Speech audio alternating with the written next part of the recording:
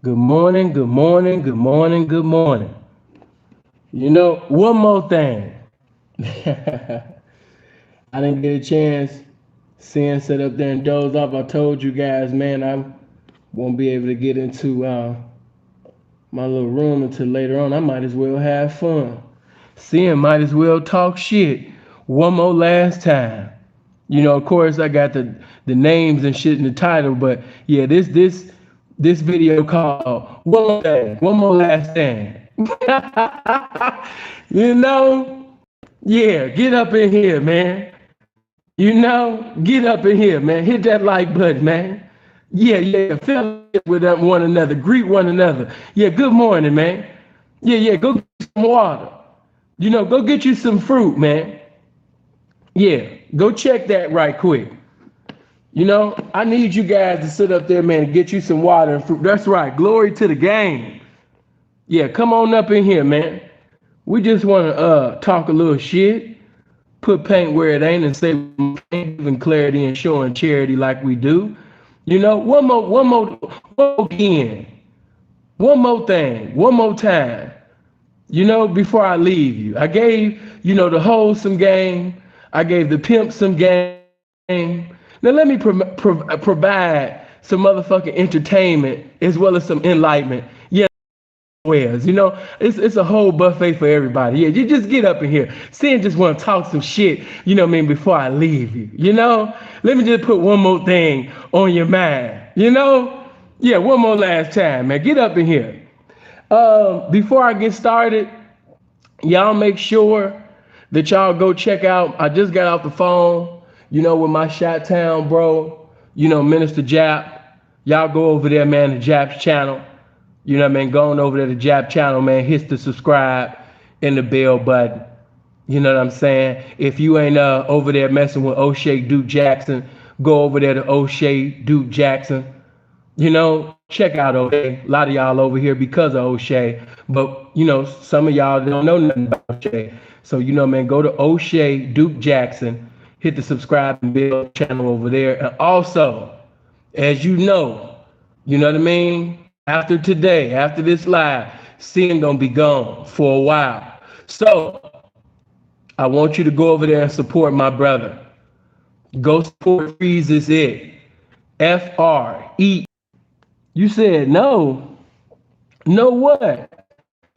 You know what I mean? Yeah, go to the Freeze is it. What you mean? No, what it means? Stay. If y'all don't get y'all out here, oh Sin, won't you just stay? Get your ass out of here. Oh, just stay for a little while. Get your ugly ass up out of here. Niggas sitting over there talking about, why don't Pippin just stay? Hell no. Vic, man, what's happening, man? I just want to talk a little shit. Y'all know I ain't shit. I just want see that's the thing. I ain't trying to act like something I ain't. I ain't shit. And I just wanted to hit you with put something on your mind.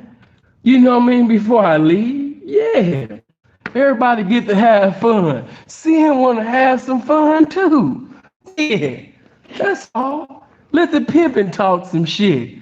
Everybody talking shit. Let's see how the pimpin' do though. Yeah, hit the like button. Get them likes up. Hurry up and get up in here, man. I'm in the mood. I'm just in that mood, man. Yeah, definitely get the Gilbert. What's going on, bro? Ray was in the area, and those that see my last video in the comments, Dondre said I'm in the hospital, shot in both legs, but seeing I made it to see the game. I had to take time both legs, but still watching this game. So y'all sure when you sending prayers up, when you making intercessory prayers, when you yield to the Spirit of God, make sure don't slossing. You know what I'm saying? But while he was flossing, you know what I mean, individuals seen him with jewelry on. And yeah, man, they tried to make pimping food, man, and tried to do it, man. But they got to change. I ain't gonna say they tried. They got his change, but they didn't get his life. They got the jewelry, but they didn't get the real jewelry, his life. He's still here by the mercies of God. So, Dondre, if you listen, you know, man, we hoping and praying, bro, that you know what I mean, you're gonna be better. You are what's to come is better than what's been. You know what I mean, man. You're gonna be back doing it like you know you never even done it before, bro. You know what I'm saying? Vic, man, appreciate that 10, bro. Good look. Okay, there go Dondre right there. Shout out to Dondre right there, man. You know what I mean? Ladies, you know the best for some pimp wounds, you know what I mean, is a choosing fee. You know, just just because Dondre, you know what I mean, laying in the hospital bed, that don't mean that he still can't collect his bread. You know what I'm saying? Recover and come to recovery, you know what I mean, it's for you to send that currency, you know what I mean? Don't get it fucked up. Just because Andre got shot in his legs, he didn't get shot in his hand, bitch. He can still break on you. Dondre can still break on you. He can still sit up there and charge you, bitch. You know what I'm saying? So all the bitches that want to fuck with Dondre, don't get it fucked up. He in the hospital bed, but he's still sitting up there accepting the bread, though. You dig? Shout out to the homie, man. You know, hold on, let me turn this up. Keisha, shout out to Keisha and her booty. You know, let me turn this up. This video dedicated to Keisha and her booty. Seeing what this video about, Keisha and her booty. You know, okay. Let me sit up there and do this. All right. There we go. West up. That's right. You know, blessings to the West Coast. Blessings to the East Coast. Blessings, you already know, definitely blessings to the Midwest. You know, there you go, man. Y'all already know that my Wi-Fi is just as fucked up as your life. You know what I mean? You already know that my Wi-Fi is my signal, my connection is just as fucked up as some of y'all lives and shit. So you know we really fucked up. So you know it just is what it is. You know we just got to make it. You know? Okay. But before I talk my shit, like only I can. Before I sit up there, you understand me, and talk my shit like only the pimpin' can y'all get my likes up? Yeah, man, we need them likes to be on one accord with the viewers and things like that. If you're not subscribed to the channel, make sure you subscribe. Make sure you click on the bell.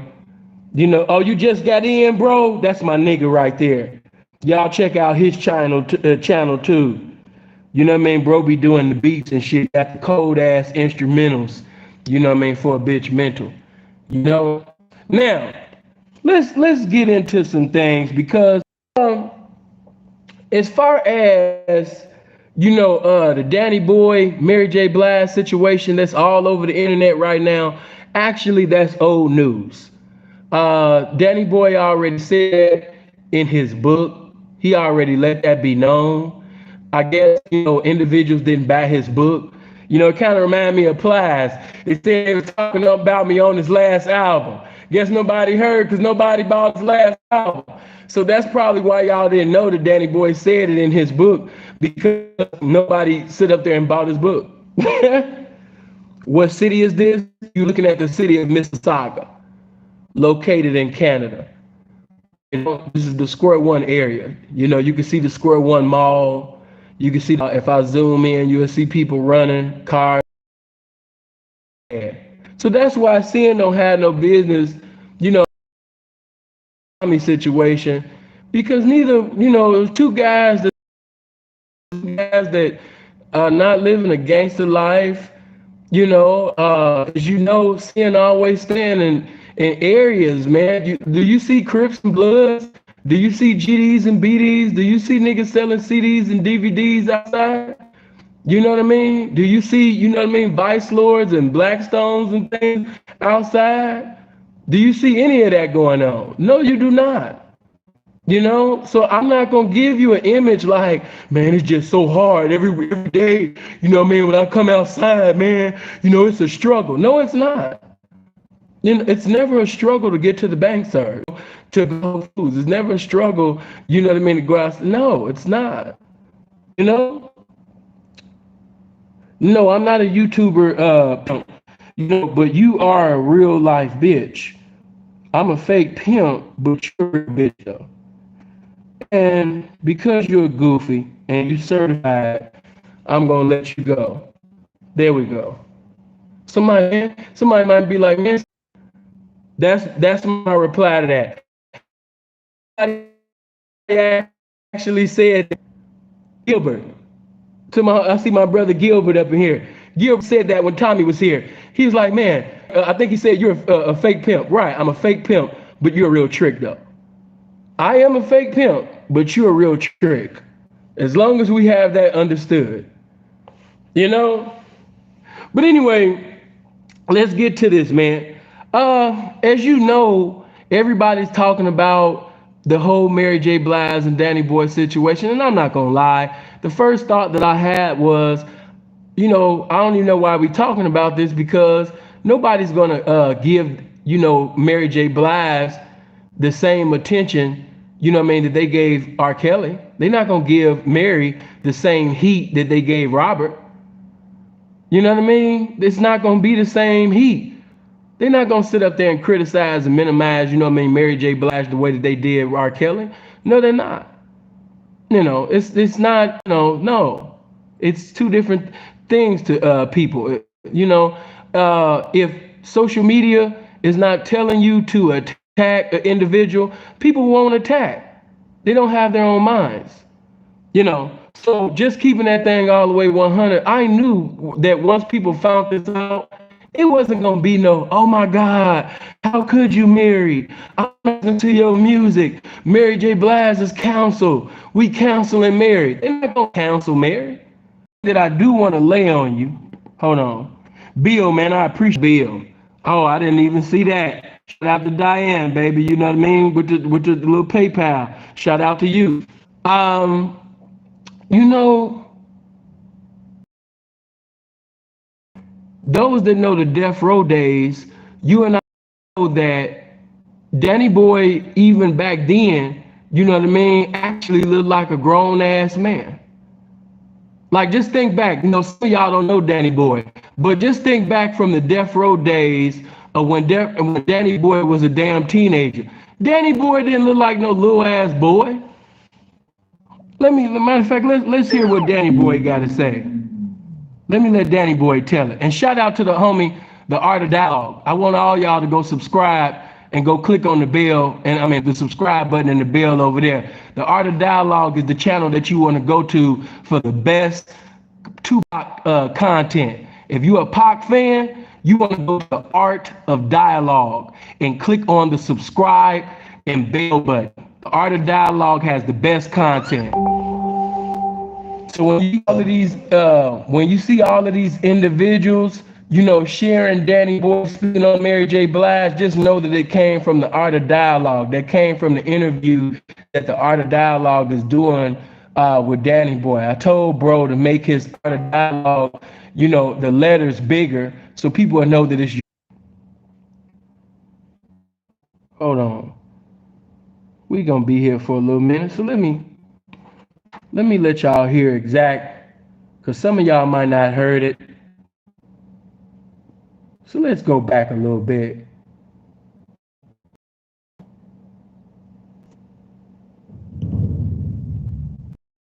Said that it's either it's another girl upstairs for me or room in the damn building, a presidential suite.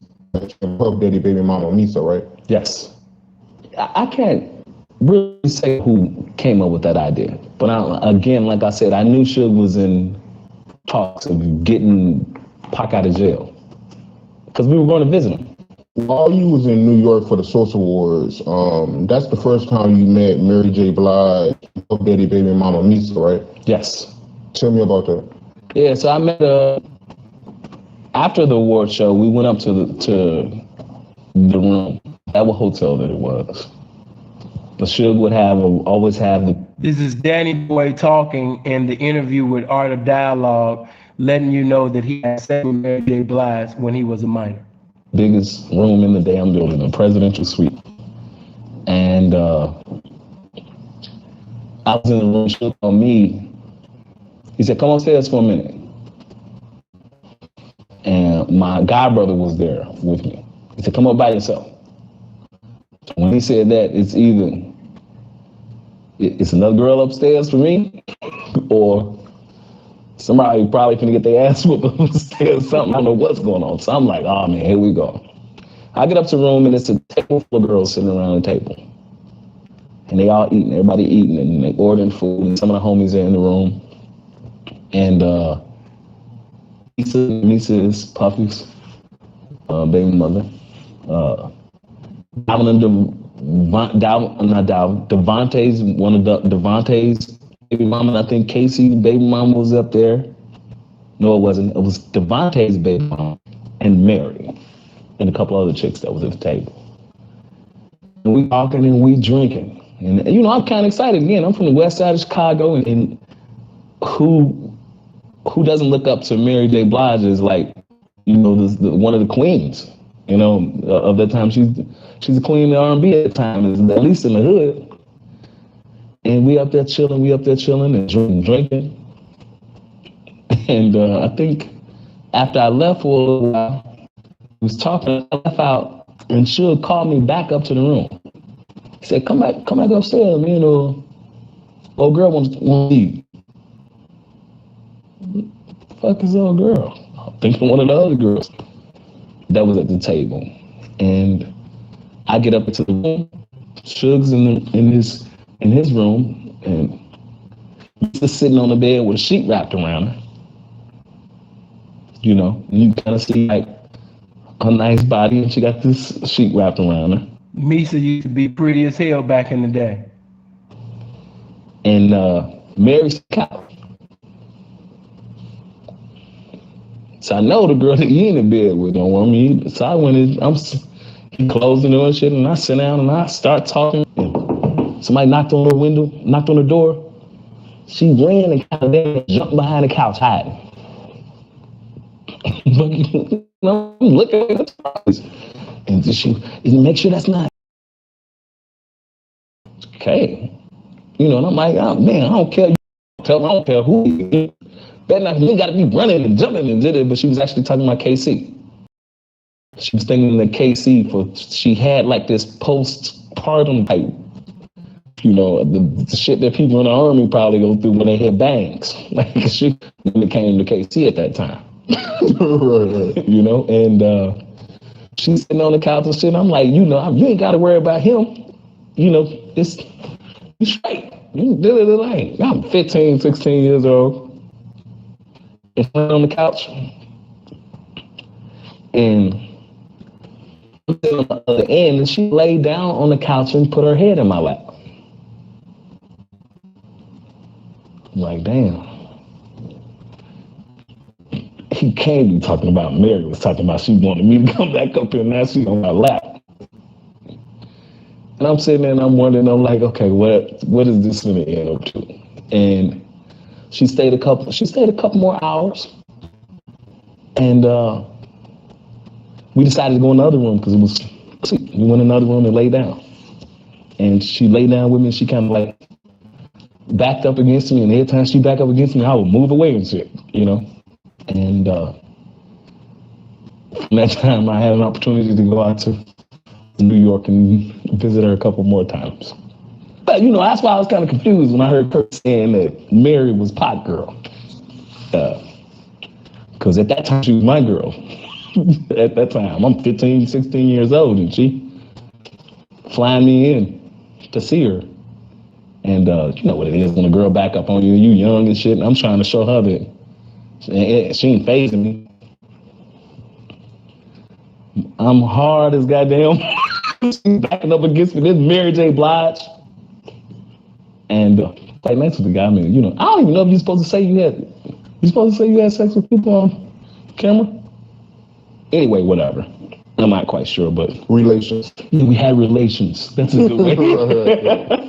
That's a good way to put it. And I said it in the book, and I was saying it because it was my Instagram moment, I should say, before Instagram came out, or that was my moment. It was my social media moment to be able to say that in the book, because had it been cameras or something around or being able to make a post, I probably would have tried to make it something very serious with her, especially after being there more than 5 times. And you kept in contact with Mary J. Blige, right? I did, for sure.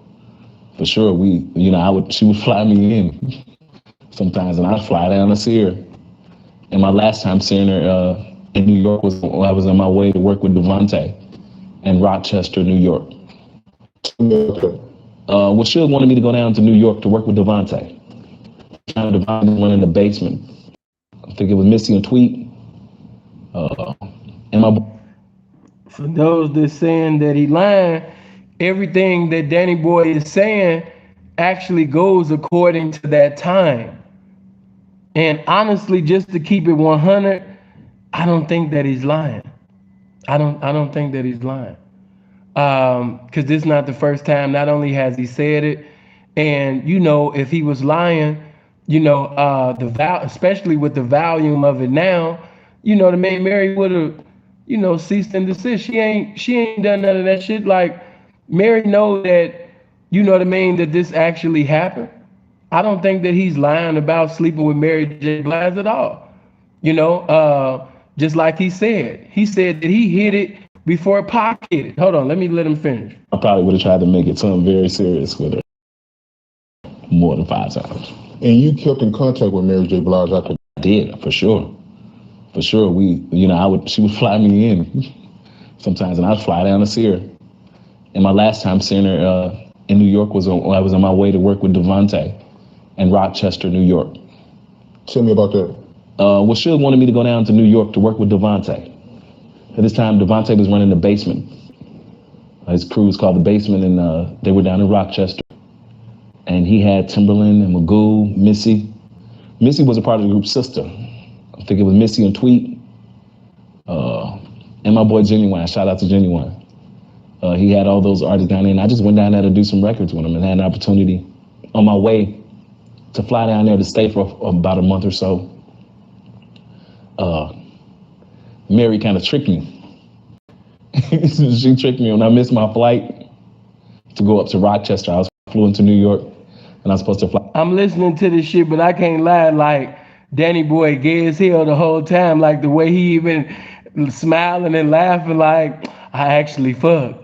You know what I mean? Like if gay guys, girl, you sit up there and hit Mary? Yes, during the days, girl, where I was on death row, you know what I'm saying? And I didn't know who I was at the time, you know what I mean? Suge was like my father and shit, and he was like making me do it. I was like, I don't want to hit. Boy, get up there and hit. I don't want to hit. Boy, get up there and hit. That's pretty much how I'm looking at this shit.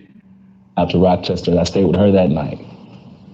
And went to Rochester and had an opportunity to cut some great records with Devontae Swing. So you was messing around with Mary J. Blige before Tupac, right? Yeah, for sure. So unless he messed with her back before he went to jail. So when did Tupac come in the picture?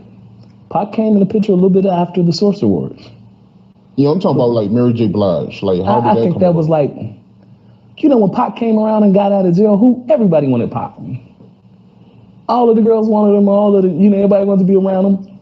You know what I mean? And you kind of noticed, the girls hanging around, but I can't say that I know for sure that Pac fucked Mary.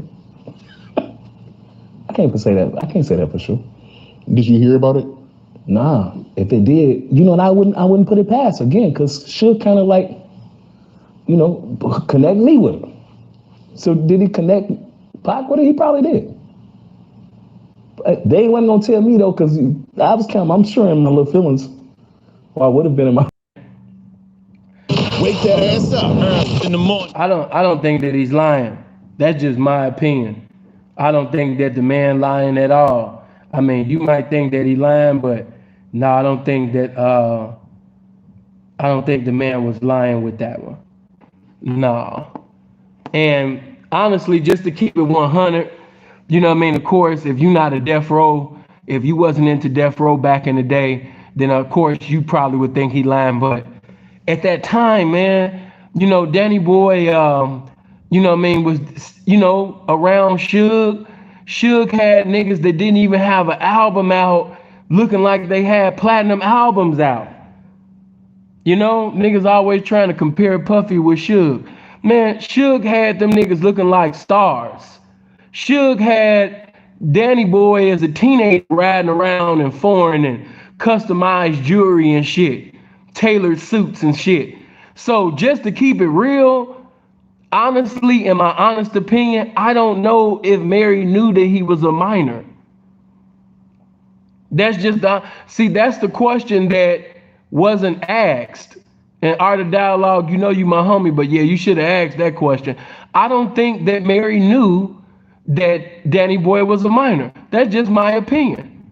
I actually think that, you know, she pretty much thought that, you know, he was attractive and she thought that he was of age. And just like the homie said, I don't think that she even gave a fuck. Because you have to understand that in that era, even though everybody trying to, you know what I mean, crucify and just throw R. Kelly in hell, man, damn near everybody was getting down.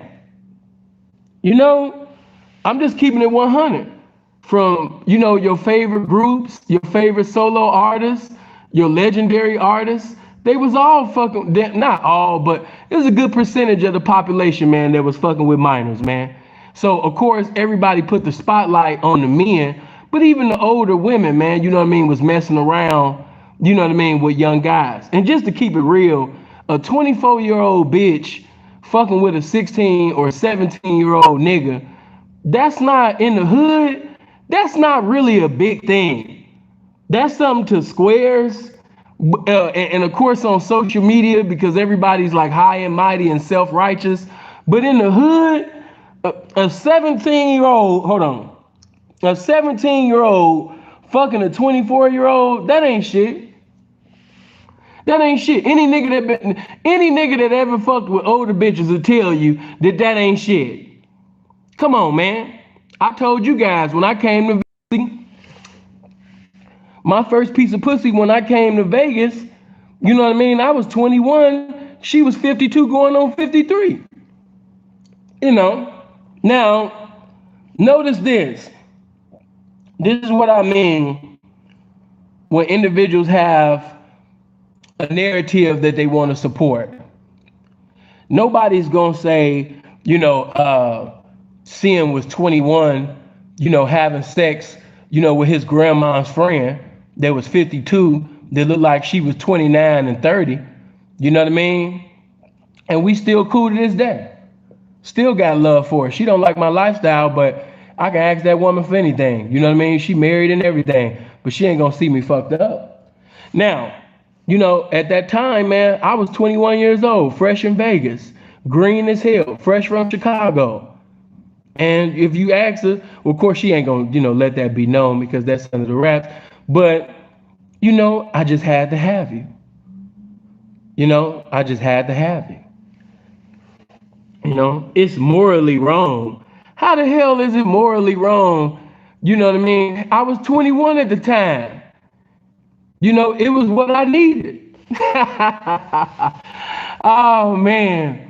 You know, some people might, oh my God. Now, looking at it from a psychological level, and see, according to studies, and I understand all that shit, but man, you know what I mean? Sin was 21 at the time. I'm fresh in Vegas. I'm green as fuck. You know what I mean? And yeah, you know, she just kept it real. I just had to have you. Man, get my likes up, man. 527 big head Boston bean baked motherfuckers watching this shit. You know, too many Boston baked bean head motherfuckers watching me right now, and the likes is too small. Get my likes up. Everybody hit the like button. If you're not subscribed to the channel, make sure you hit the subscribe button. Make sure you hit the bell. So, you know, just to sit up there and wrap this up in a nutshell, I wouldn't even say her, baby. See, you gotta understand that at that time, you gotta understand that, you know, like 2 seconds ago, before I even came to Vegas, you know, some years back, sin was living for God.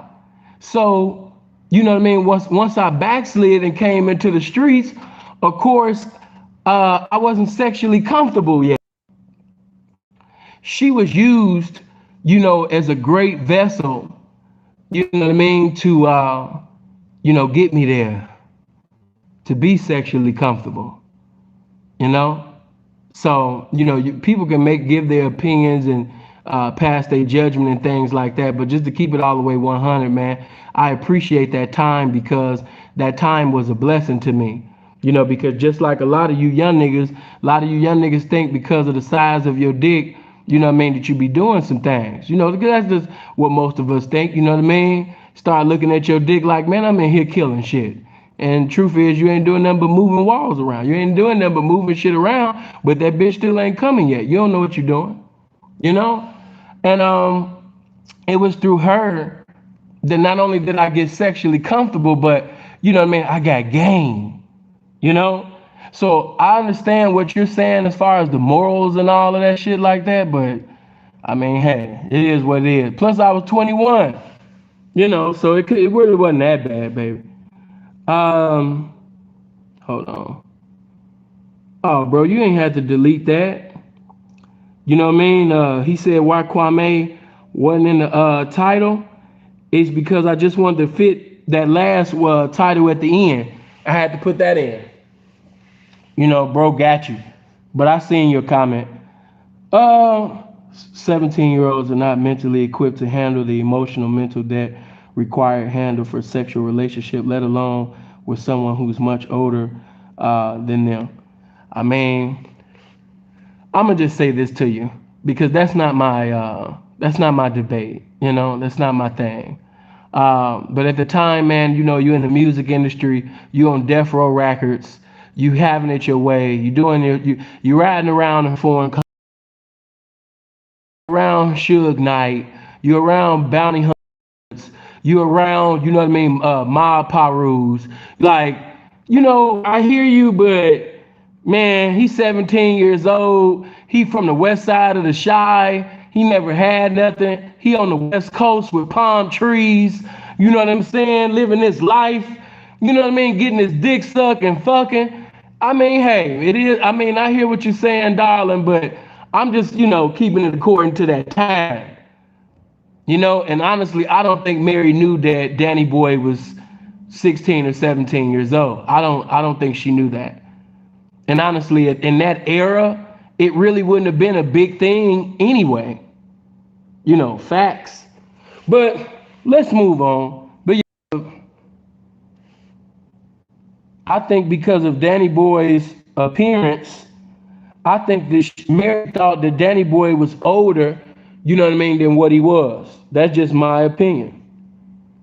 Hold on.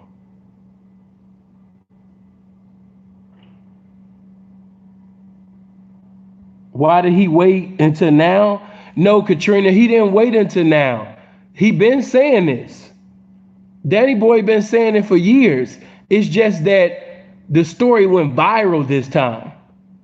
But no, this is not Danny Boy's first time saying this. He been saying this. You can look this up on different platforms. You can look this up in his book that he put out years ago. This is nothing new. He's been saying this. It's just this time it happened to go viral. But no, he's been saying it. Yeah, he been saying it. This ain't nothing new.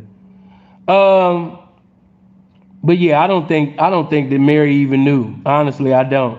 Like, if you look at the picture that's even in my thumbnail, and you look at old pictures of Danny Boy, and you look at Slip and Slide, he could pass for somebody that's 19, 20 years old, man. He could pass for an older dude. I don't think Mary knew. That's just my opinion. So, no, I won't be putting Mary, in the, oh my God, how could you do that, Mary? I won't be putting her in that category. But let's move on. Okay, man, let me just say this. As you know, I'm not, into, how should I say this? I'm not really a Boyce Watkins, fan like that. He's a very intelligent man. Let's move on to Boyce Watkins. Boyce, You know what I mean? Is a very intelligent guy, very informative. You know, when you want to hear about business, he's the man. You know, if you want to learn how to be financially literate, he's your man. You know what I mean? Like Boyce is a very intelligent guy. You can't take anything away from him, anything from his accomplishments, any like achievements that he's achieved in life. You know what I mean? Boyce he cold with it. But this damnable, abominable doctrine, you know, this stepdaddy doctrine that he's bringing, you know, to the youth, this is fucked up. Because you know, Boyce Watkins is too motherfucking dangerous. You know, this is way too dangerous.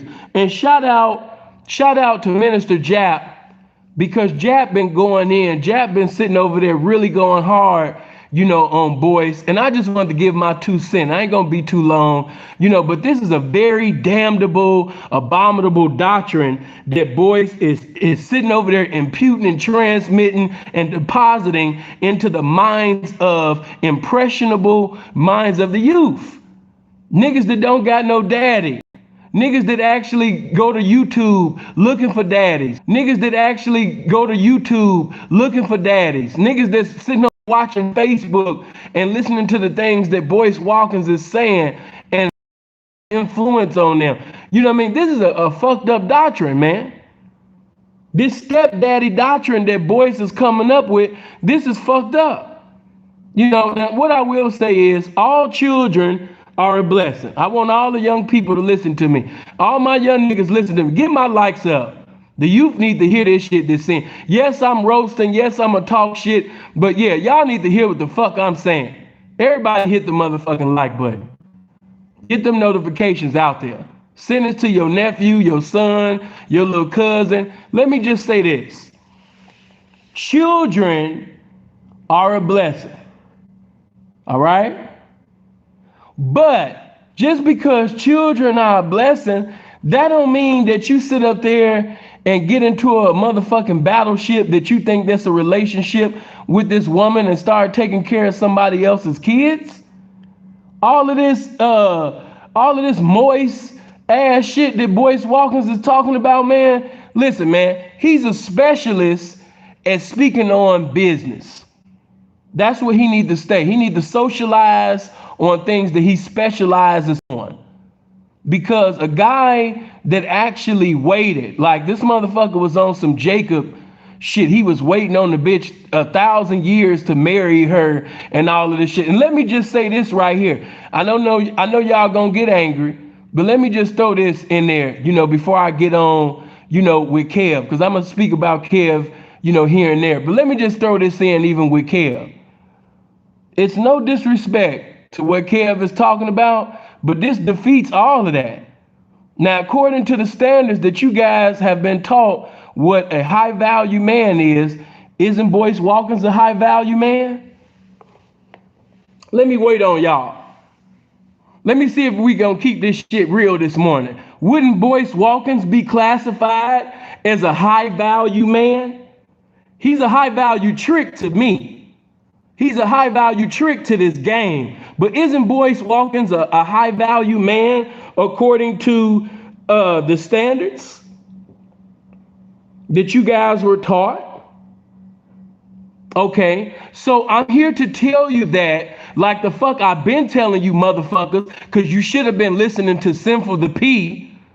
You know what I mean? No disrespect to nobody else, but it's Sinful the P first, featuring these other niggas. And I've been told you, bitch, you understand me, that there's a fucking client, there's a high value client for every hoe giant. Remember that. There's a high value client.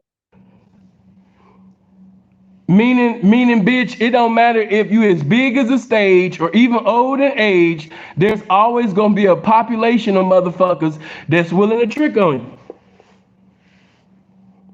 you. You know? Listen to what the fuck Sin just told you.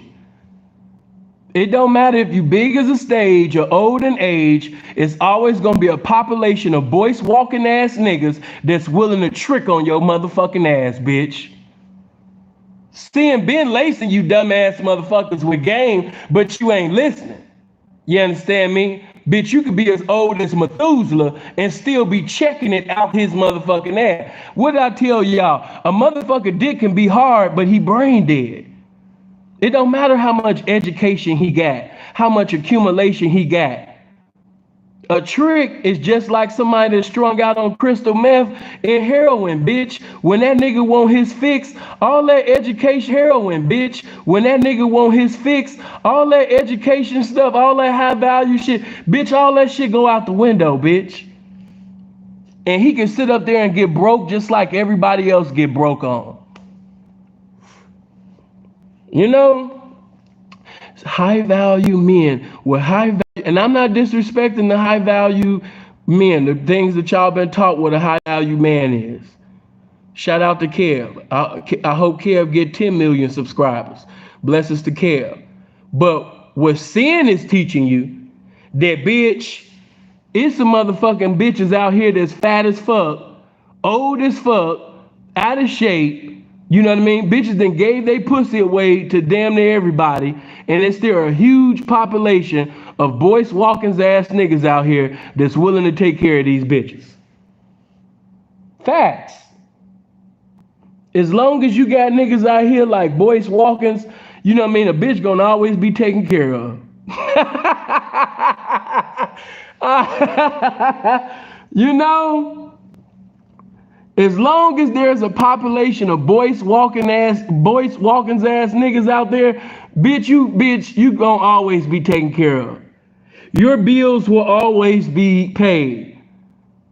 Because Boyce Watkins is just, you know, and he just got a platform. He's just popular. But bitch, it's a huge population of him around this motherfucker. Appreciate that fact. Not only, watch this, follow me. Hold on. You know, watch me. Not only did he sit up there, you understand me, and, you know, wait on this bride that he got married to, but, not only did he wait on the bride, but he got married to her. He walked down the aisles and made vows with her. He made a covenant with the bitch. You know what I'm saying? You would think that the power that Boyce has, the platform that he has, you would think that Boyce Watkins would have something pretty and marketable and attractive on his arm. He got a motherfucking Bill Cartwright bitch. He got a Tree Rollins bitch. He got a Robert Parrish bitch. You would think that he would have something fresh. But no, he got something that's already washed up. It's done with. And he married her. And according to y'all definition, you know what I mean? He's a high value man. Now look at what the so-called high value man over here. He high value tricking on a bitch that's 2 seconds away from dying. This bitch old as hell. That pussy been over and gone with. That shit gone. You know what I'm saying? Waited on the bitch. The nigga went on a 40-day fast. He prayed to Allah, Abba. You understand me? Acknowledged Confucius. Yahweh. He acknowledged everybody. Nigga got in every denomination to sit up there and have this bitch. That nigga was motherfucking a Muslim, Christian, Black Hebrew Israelite. He got in Kemet. He got in all of that shit just to have this bitch, man. You know what I'm saying? And the nigga sit up there, you understand me, married to her, and he so motherfucking simp the fuck out. This is when you just simp the fuck out. Not only is he a member of the simp congregation, but he's an apostle. He's an apostle of the simp doctrine. He's one of the founding bishops. He's one of the motherfucking orchestrators of this new simp stepdaddy ass doctrine that's being published in the minds of the youth. Encouraging. He's one of the evangelists. He's evangelizing to the youth, you know what I mean, to give their life, you know what I mean, to become a fucking stepdaddy. I don't want you. Yeah, see, y'all laughing, man. I can't never just talk my shit. You know, I can't never talk my shit, man. Y'all know Boyce Watkins is the evangelist of simps. He's evangelizing the doctrine of being a stepdaddy ass nigga. This is a damnable, abominable ass doctrine that's destroying the minds of our youth. Listen, children are a blessing, but bitch, why I gotta take care of the blessing that come from another man? Bitch, you got me fucked up. Now I can understand if I'm in the pimp game and she's a hoe, she got a child or she got some children, and I've been telling y'all that if you dealing with a woman that has a child or children, then that means that if this woman appoints you over her life, you got to make decisions that benefit the child and the children if you decide to fuck with that bitch. And that's why I told you young niggas don't fuck with that bitch. I'm not trying to put you in overworked and underpaid situations. And most situations in the game with women that have a child or children is going to be an overworked, underpaid situation. It's going to lead you to the destination of nowhere fast. It's going to lead you to the destination of gray hairs and you're only 25 years old. It's going to lead you to being stressed the fuck out. Leave that shit. And I know what them old bitches be doing, especially them bitches over 30. Bitch sitting over there sucking your dick, swallowing all the nut, calling you daddy. The bitch know how to cook and everything. She licking your balls. She fixing, you know what I mean? The bitch that fix you a ghetto spaghetti sandwich. You know what I mean? If you a hood nigga, you might like shit like this. The bitch that sit up there and made you a motherfucking hood spaghetti sandwich and that shit fire as hell. Her fried chicken is fire as hell. Not only can she suck dick and lick balls, but this bitch fried chicken better than Popeyes when it first started. I'm not lying. The bitch sit up there and can just suck a dick by the grace of God, can suck a dick till she can't suck a dick and suck a dick till the rapture come. The bitch just anointed. She got a ministry. You know what I'm saying? It's just some bitches that just know how to really just suck dick around this motherfucker. You know, let's just keep this shit all the way 100.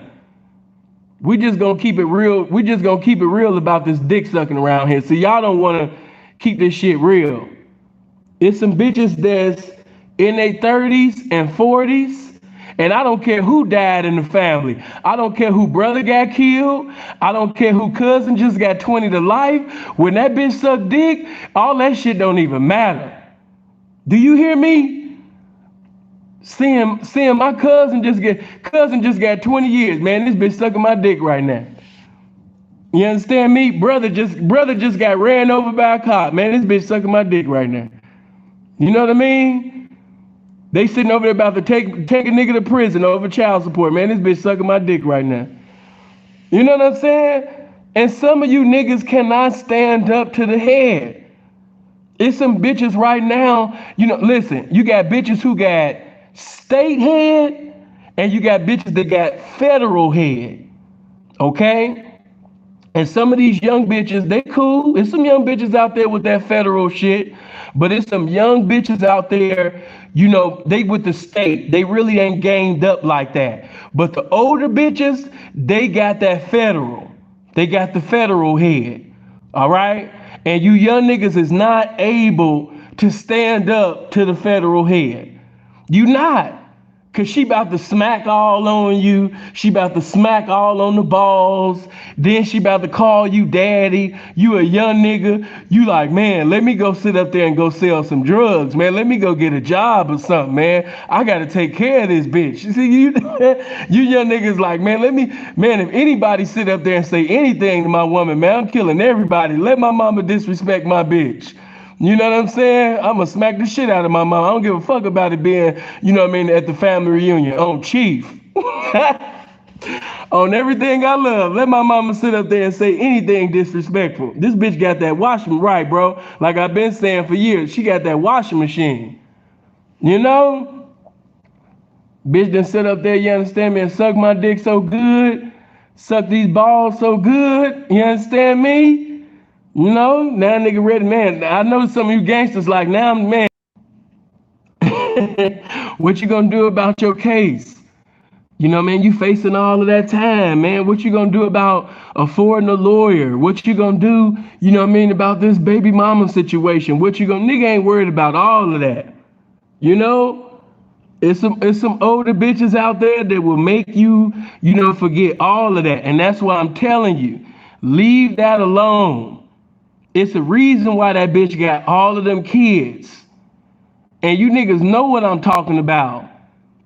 Even right now while I'm talking, I'm thinking about this older bitch that's on the west side of Chicago. She got one of the ghettoest, fattest ass that you ever want to see. She got all the kids in the world. The bitch got more kids than King Solomon had wives. You know what I mean? But at the same particular time, you know what I mean? She just, just keeping it real, she just got an ass out of this world. And I already know that if you young niggas got involved with the bitch, you gonna either get you 2 or 3 jobs, or you gonna be selling drugs, or you gonna be robbing like a motherfucker. You know what I mean? And I don't want you messing with bitches like that. Now you taking care of kids. Now you ready to sit up there and get into it with you and all her baby daddies. You're not into it just with one baby daddy. You into it with 7 of her baby daddies. The bitch got 11 of them, you know what I mean? But you into it with 7 of her baby daddies, because 7 of her baby daddies is from op territories. 1 baby daddy is a BD. 1 baby daddy is a GD. 1 baby daddy is a Blackstone. 1 baby daddy is a Vice Lord. 1 baby daddy, you know what I mean? He from he from Terry Town. Another baby daddy, he from 051. He from, like, all of her baby daddies is ops. All of them. You know what I mean? You into it with the baby daddy from THF. You know what I mean? Now you done got and you ready to sit up there and kill one of her baby daddies because this is just how good the head is, and the bitch cook a good bacon sandwich. And she got the nerve to have good cable. You know what I'm saying? I'm just talking to my hood niggas. You know, of course, y'all, right. One of her baby daddies is a black soul. He a legendary black soul. You know what I mean? So listen, you know, right, strong Wi-Fi and everything. And that's exactly why I don't want you young niggas fucking with that bitch. Cause I know that there's some older bitches in the hood that will have you young niggas taking care, you know what I mean, of all of her kids. She out here partying. She still shaking her ass on Instagram while your young dumb ass at the house, you know what I mean, taking care of kids and shit. Helping them with their homework with your young dumb ass. You know? So that's why this is a dangerous doctrine, because we got so many that's in poverty. We got so many in the urban community. And even though y'all laughing at this situation, man, this situation is everywhere in the ghetto. Everywhere. We laughing, but man, really like that. Into it with all her baby daddies. Ready to kill all these niggas. He in love with the bitch. She 43 years old. He 40, the bitch 43, he 20. You know what I'm saying? That shit in Chicago, man, that shit all on the south side and west side. You know? So like I said, you know, that is very dangerous to be encouraging niggas to, you know, just be this stepdaddy ass nigga. I'm not saying that you can't genuinely, you can sincerely and genuinely possess the love that you profess to have. I'm not saying that that shit don't transpire. You know what I mean? I'm not telling you that. You know, I'm not telling you that, you know what I mean, it's impossible for you to fall, you know, get into a situation like that and you end up being a father, you know what I mean, to a fatherless child. You know, but to actually encourage that as if that's the thing to be, you know, as if that's the thing that you want to become. Man, fuck all of that. Appreciate that 10, bro. I thank you, man. You know, these motherfuckers up here, I already know, like I've been saying, usually my super chat and everything, man, be popping. But if I'm tearing down some shit, if this game is smacking stepdaddy ass niggas, if this game is smacking Boyce Watkins ass niggas, you know what I mean, high value trick ass niggas, hey man, you know, no cash apps, no PayPals, No super chats, no none of that, man. No preach sin, no go ahead sin, you telling the truth. None of that. Cause this game hitting them two in the chest. Get my likes up, man. We should have been over 500 likes by now. You know, it's 707 people listening, but it's only 400, you know what I mean, and 42 likes, man. Why y'all don't like this game? I know nobody ain't fucking with my content, man. Stop playing. Take your nutty professor finger and hit that motherfucking like button right now. But before I leave, you know, and go to my next, you know what I mean, topic, you know, well, the next person that I'm going to speak on, young man, that's not what you know, aiming to be. That's not what you endeavoring to be. You know, you don't want to become a stepdaddy. That's not what you aiming to be, bro. Appreciate that 5, man. Good looking. You know what I mean? That's not what you aiming to be. That's not your calling in life, you know, to be some stepdaddy.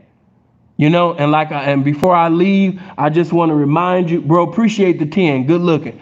You know, I just want to remind you niggas, you know, one more time. Boyce Watkins is a high value man. Of course, he's a high value trick to people like myself, but he's a high value man according to the standards that you guys are being taught. Now, here's this woman that's older. Hold on. Let's just keep it real. You know as well as I know. Hold on for a minute. You know as well as I know that we appreciate that 5, man. Good looking. You know as well as I know that if Boyce Watkins, bitch, was sitting over there on Kev's show, hold on for a minute. If she was on Kevin Samuel's show, we all know that if she was on Kev's show, Kev wouldn't show that bitch. Appreciate that 25, bro. Good looking. We all know that, you know, Kev wouldn't show that bitch no mercy. Kev would sit up there and tell that bitch, you know what I mean? Ma'am, you're old. Ma'am, you're 2 days away from dying. You know what I mean? No, ma'am. Settle down. Ma'am, you're either going to make a deal and compromise or you're going to die alone. You know what I mean? Appreciate that 25. You know what I mean?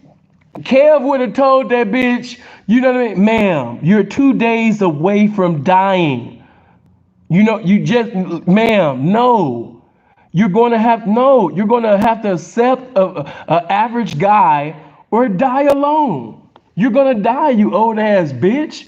And as soon as he said, oh my God, Kev, so you don't think it's any hope for me? Ma'am, no. You're older than the Bible. No, ma'am, there's nobody that's going to marry you. As a matter of fact, get your old ass off my shit. And that shit, and as soon as Kev would have said that shit would have sit up there, Kev, so are you serious? Bitch, I just said you're either going to settle down or die alone.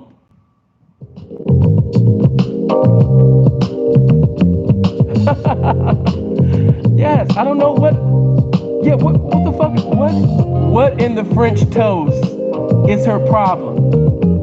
I'm a PhD. You know, what is her problem? I just sit up there and I told her. Oh my God. Well, it's been another beautiful show, guys. It's been another beautiful show. You know, the old ass bitch, she thinks that somebody's still gonna marry her. You know, I'm a PhD.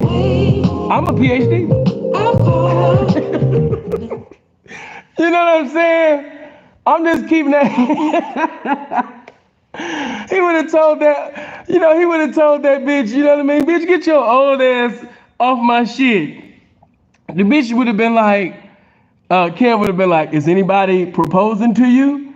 Well, actually, I'm talking to Boyce Watkins, you know, things right now. Ma'am, he's not going to marry you. Ma'am, that is what they all say, ma'am. You're either, ma'am, listen, don't overtalk me. Do not overtalk me. If I have to say, don't overtalk me one more again, I'm going to mute you. Don't overtalk me. Now, I'm going to say this again. Ma'am, you're old. When are you going to understand that? You're in Jesus' yearbook. Nobody's going to marry you. Doesn't matter that you have a degree. Doesn't matter about your career. Doesn't matter about your money. You're either going to accept, you know what I mean, a Pookie or a Ray Ray. You're either going to get married to 180 Kevin or AK-40 Steven, or you're going to die alone. That's it. But Kev, I'm a PhD. Man, get your old ass off of my shit. Okay, it's been another show. You know. Oh my God, Dave, did you get the bagels? Did you get the bagels? Oh. Well, no. She called me.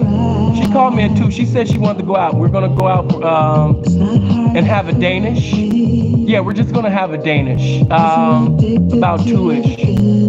Yeah. Well, just make sure that you know the croissants, you know, are placed right. Because last time I came, the croissants wasn't, you know, placed right. I didn't like that. You know, high value men do not eat croissants that are not placed in the right area. All right, I'm a PhD. All right, man, look. So let me move on. Hold on. I used to be stupid. Now I'm a high value step granddad. Now them is that good thing got father 5 high value children. Blessings to you, man. Dondre, man, appreciate that 10, man. Good looking, bro. Good looking. Oh my God. Okay, let me see. Dave, did you get the Danishes? Oh my God. I came to the meeting the other day. The croissants were in the wrong place. Hold on. Appreciate that 20, fam. Good looking. Good looking. So we see from Boyce Watkins that there's a huge population of high value tricks that have been tricking since the book of Genesis and will continue to trick off, you know, until Revelations is over with. So because of the population of Boyce Watkins ass niggas, you know, bitches that have high cholesterol and low self-esteem are still going to get their bills paid. You know, now I'm not saying all of you will. But there's still a chance, you know, and like I keep saying, okay, let me say that once again, you know what I mean? As a fat bitch, you know, think it. Hold on. There you go. You know, as a fat bitch, think it, so is she. So if you're a big bitch, if you're a high cholesterol, low self-esteem, bam, bam, Bigelow ass bitch, and you actually think because of your size and, you know, because you look like a population, because you look like a country yourself, appreciate that 10, bro, good looking. If you look like, you know, Suge Knight after, you know, he lost everything. You don't look like Suge in the Death Row days. You look like Suge when he had the row.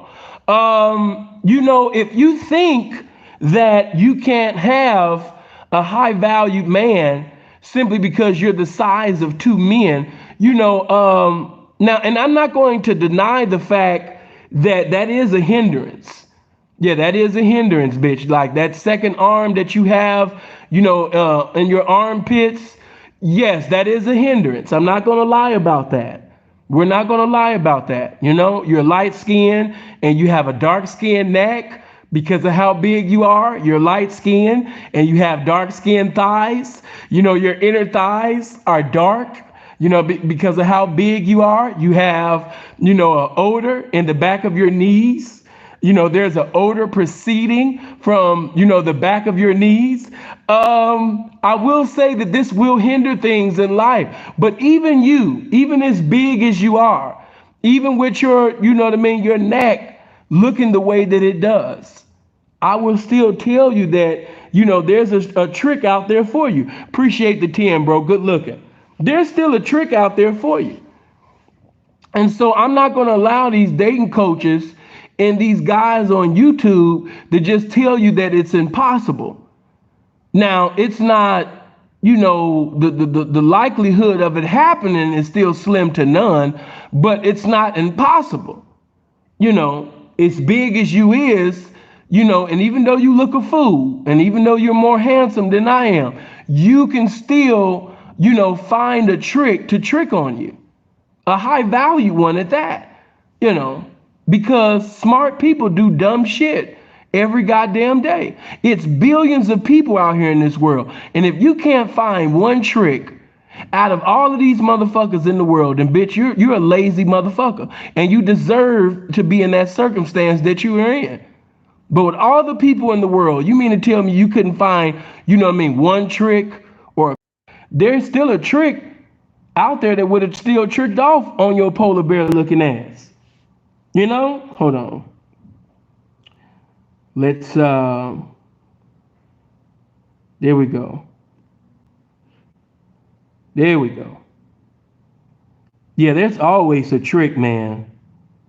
You know, and I like that Andre, for those of you, because it's only so much that I can say on YouTube. And if you want to see different eternal classics that Sin has, if you want to see things, you know, where I'm, you know, really being myself with more liberty, you want to come to my Patreon. Andre just put the link to my Patreon. I just pinned it in the comment section. Make sure you come to my Patreon. It's definitely worth, you know what I mean, that $50, man. It's definitely worth. And if you can't afford the 50 right now, I even got a $5 tier for you. So, you know, bring your Boston baked bean head ass on to the Patreon. Okay, now let's get to Hussan Campbell. You know, let's get there. We'll come back to Kev, and I'm gonna speak on Tommy and everything. And hopefully I even have enough time for you guys. I might even have enough time later on for you to call in. But let's just get to Hussan, man. As you know, I've been leaving Hussan alone. You know, but he just keeps doing this, and it was a blessing that SCN you know, was free. For those of you that don't know SCN and you're not subscribed, if you want the best content pertaining to, you know, especially if you're into drill music or just into the city of Chicago, or you're ignorant pertaining to the gang banging and things that transpired in the city of Chicago, just put in SCN you know, Chicago Street News, and go click on the subscribe button and bell button, you know, over there.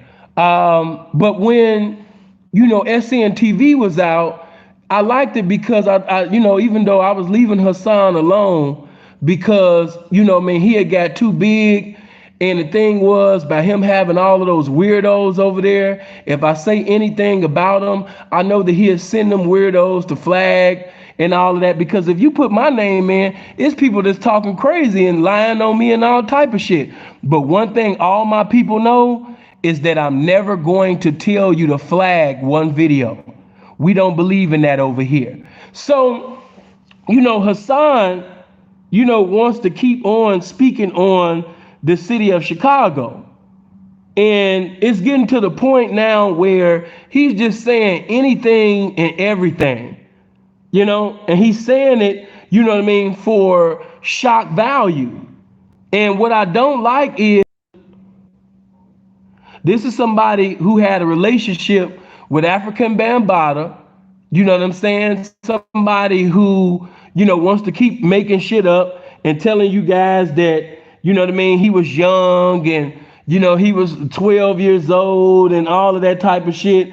When the truth really was, you know what I mean, he was in a relationship, you know what I mean, with the man. He was in a relationship.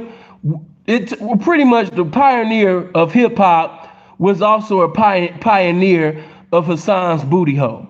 Let's just keep it all the way real. Stuck his dick in his snot box. You know what I mean? Turned his booty off. You know what I mean? That's exactly what Bam did. You know what I mean? Rocked the snot box. You know what I mean? Turned his booty off. That's what he did. You know what I mean? As a little boy. So, you know what I mean? Hussan, of course, you know, was, you know, 16, getting pregnant by Bam. You know what I mean? He don't want to bring that shit up. He don't want to talk about, you know what I mean, the relationship, the romantic times, you know what I mean, that he had with Bam and shit like that. You know what I mean? Bam just be letting the nigga say and do whatever he want. You know what I'm saying? But Anyway, make a long story short, I'm gonna play a little of this to show you what I mean about just talking, just to be talking, pertaining to the city.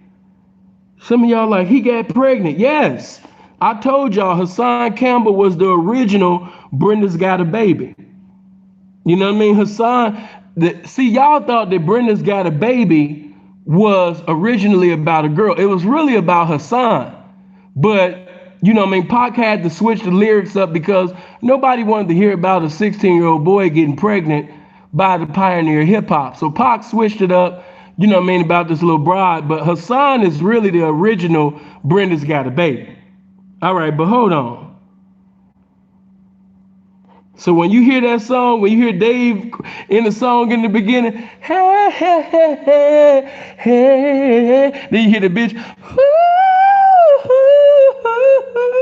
you know what I mean? They be like, you know she's got her, you know he's got her, you know Hassan's got a baby. You know what I mean? Yeah, Hassan's got a baby. You know what I mean? Like, yeah, it fucked up. But okay, let's get to this. Hold on for a minute. Rappers. He didn't even live long enough for me to enjoy him because I predicted his death right after FBG. Okay, hold on. Now, let's go back because he's speaking on, here he go, speaking on real niggas. And that's speaking on you. Like, just think about that shit. Like, would you want, you know what I mean, a nigga that was getting pregnant by Bam, you know what I mean? Bam was turning his snot box off, turning his booty off, putting his dick in his snot box, you know what I mean, doing all of this shit to Hussan, you know what I mean, at the tender age of 16, and then kept doing it in his 20s and 30s, you know what I mean, having adult relationships with this man. And, you know, would you want Hussan to speak on you? No, come on, man. Got the best content on YouTube. Don't even play me like that. Y'all be sitting over there, you know what I mean, supporting all of this Fisher Price content by all of these Fisher Price ass niggas. Man, y'all better sit up there and hit this like button for this motherfucking game. You know? Yeah, get my likes up, man. Everybody hit the like button. If you're not subscribed to the channel, make sure you click on the subscribe. Make sure you hit the bell. You know what I mean? Appreciate that, man. Good looking. Now, you know, let's get back to this and listen to Hussan, you know, give out false information or just use the city of Chicago to keep getting money. You know, just saying anything. Let's go. When FBG Duck, rapper from Chicago, FBG Duck, murdered downtown Chicago in front of everybody. Murdered downtown in Chicago in front of everybody. I watched the video.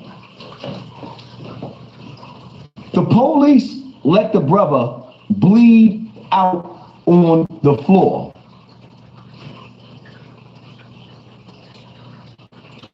Before FBG Duck died,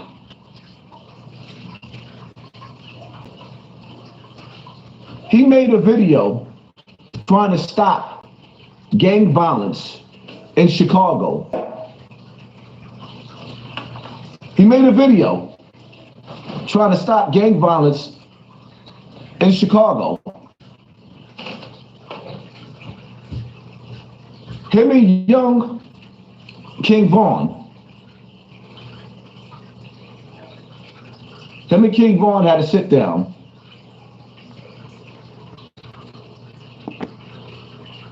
And those of you that know the story, man, Vaughn ain't never had no motherfucking sit down with FBG Duck. They never had no sit down. This is what I mean by when niggas just sit up there and just run to the internet and just be speaking on things that they don't know about. But nigga, Vaughn never had no sit down with Duck. But I understand that that was all over the place, and you had bloggers sitting over there coming to the internet with that shit, you know what I mean? Because they just be, looking for views and shit. But nigga, Von has never sat down with Duck. That is a motherfucking lie. Von was trolling. Von was sitting over there manipulating, and I thought that it was third grade manipulation. That Von was sitting over there trolling, be talking, but nigga, Duck ain't never sit up there and meet up with this nigga. Now, Duck would have been one of the ones that actually smashed the beef, you know what I mean? But no, you know what I mean? Von wasn't on that. Von wasn't trying to sit up there and smash us, sit up there and stop the beef. He wanted to promote it. You know what I mean? So this is what I mean, man. You be speaking on shit that you don't know. You need to keep speaking on your life, bro. I seen your little title. I watched it for a little bit. You said that your bitch is leaving you. You know what I mean? I know why your bitch is leaving you. You know what I'm saying? Because you're a lame. And I know she ain't really leaving you, but just keeping that thing all the way 100, man, like she should. Like I said, man, some things you just got to think like, damn. So you a bitch and your man be going live talking about how just imagine that you a woman and you just be watching your man scream at a phone. He be crying at the phone. He be screaming at the phone. He reminisce in retrospect how he got his booty played with when he was young. The nigga even said that sometime when he alone with you, when you touch him, sometimes, certain things you do, it remind him of when he was getting that bam. You know what I mean? You gotta be let me just say this, man. You got to be a weird ass bitch to be with a nigga that is crying in front of a phone, screaming at a phone, and then he reminisce about the times when a man, used to caress him. He missed the sweet caress, you know what I mean? He misses, the sweet touches of Bam. You gotta be a weird ass bitch that's just sitting over there just like in the house with a dude, talking about reminiscing and retrospecting about the time when he used to suck dick and take dick, and you in a relationship with this man. That's just crazy to me. You gotta be a weird ass bitch. He talking about times when he got pregnant. He talking about the times, you understand me, when Bam first took him out, you know what I mean, to the motherfucking Cheesecake Factory. He talking about the first time Bam brought him, his Sweet 16 dress and all of this shit. And you just in the house with him. You know what I mean? Like, come on, man. Like, wow. Like, you gotta be a weird ass bitch. I'm sorry, man. You just have to be weird. Y'all not gonna convince me, you know what I mean, that's not weird. You gotta be a weird ass bitch. Hold on, matter of fact, y'all know I'm stupid. You know what I mean? You have to be, you know what I mean, a weird ass nigga, you know what I mean, to sit up there and be with Bam, you know what I mean, and Bam sitting over there, you understand me, all in this man's mind. Bam not even thinking about him. Bam got a new young tenderoni. You know what I'm saying? And that's the truth. Let me just tell you, Hussan, that's the truth, man. You got fat, you got out of shape, you know what I mean? You wasn't his Gina no more. You know what I mean? Like back in the day, he was Martin and you was Gina. And you got out of shape, man. You know what I mean? You was his down girl on his team. You was his favorite.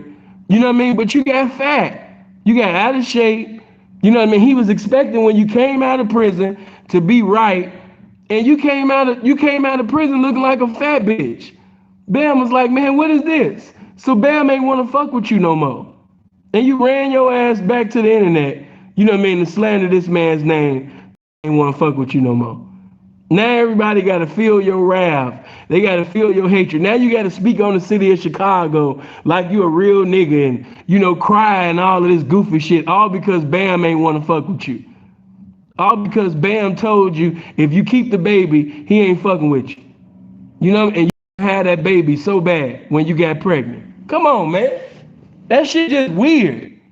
Nigga just You just pick you a grown ass woman and your man talk. He just keep talking about the times when this man did this to him, and this man like special type of bitch, man. Gotta be a special type. You gotta be a special type of bitch. Hold on. Let him finish, man. You got to be a special type. Nigga just thinking about dick. He just, you know how women just sit around, they be like, girl, he used to just tear me up and woo woo woo. Like, what woman is gonna be with a man that reminisces about dick? He on some Mary J. Blige shit. Nigga just over there reminisce. Come on, man. All right, man, let me hear this shit. Who is King Von? For those of y'all that don't know, he's one of my new favorite rappers. He didn't even live long enough for me to enjoy him because I predicted his death right after FBG Duck. That's where my Chicago following came from. Me breaking and dealing with these real topics with real things going on. No, you built your channel. You know, people just couldn't understand how somebody who got pregnant, you know what I mean, all of these times, you know what I mean, a guy, you know what I mean, that actually admitted that Bam put his dick in Hussan's snot box, turned his booty off, you know what I mean, and after doing all of this with you, real niggas just couldn't understand, like, damn, so this man sat up there and created a population, left DNA, left information on your thighs, on your face, in your mouth, inside of you, and you still be talking about real side of you, and you still be talking about real nigga shit. You still be moving around the table like you a game. Like it's just funny. I'm just gonna keep it 100. It's very entertaining. I'm not even gonna ask people why they watch this video. That's entertaining. To see some nigga actually admit that niggas was sitting over there running trains on them, getting them pregnant. You know what I mean? But he still be sitting over there holding guns and knives and, you know what I mean, looking like he want to fight and, you know, talking like he about that life. And come on, man. Like, who believes this? Like, wait a minute. You killed this nigga. You killed that nigga. You killed that nigga. But you didn't sit up there, you understand me, and kill the man that took your booty? Come on, man. You know, just real talk. You know what I mean? Just real talk. Nigga always want to talk about how, let me just throw this in there. I should have been did this. It was just at the time I wasn't on YouTube. But during that time, man, that you had talked about Mama Duck, you know, being a bad mother and all of that type of shit. You know what I'm saying? Nigga,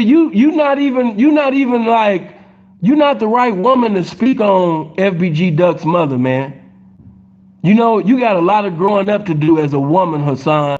You got a lot of maturing to do. You got a lot of growing to do. You know what I mean? Just as a, because I think you're a Puerto Rican woman or something. You know what I mean? But just as a Puerto Rican woman, man, stop speaking on the sister. Stop speaking on, you know what I mean, Duck's mother, man. You know what I mean? You're not a good representation, man. You're not a good mother.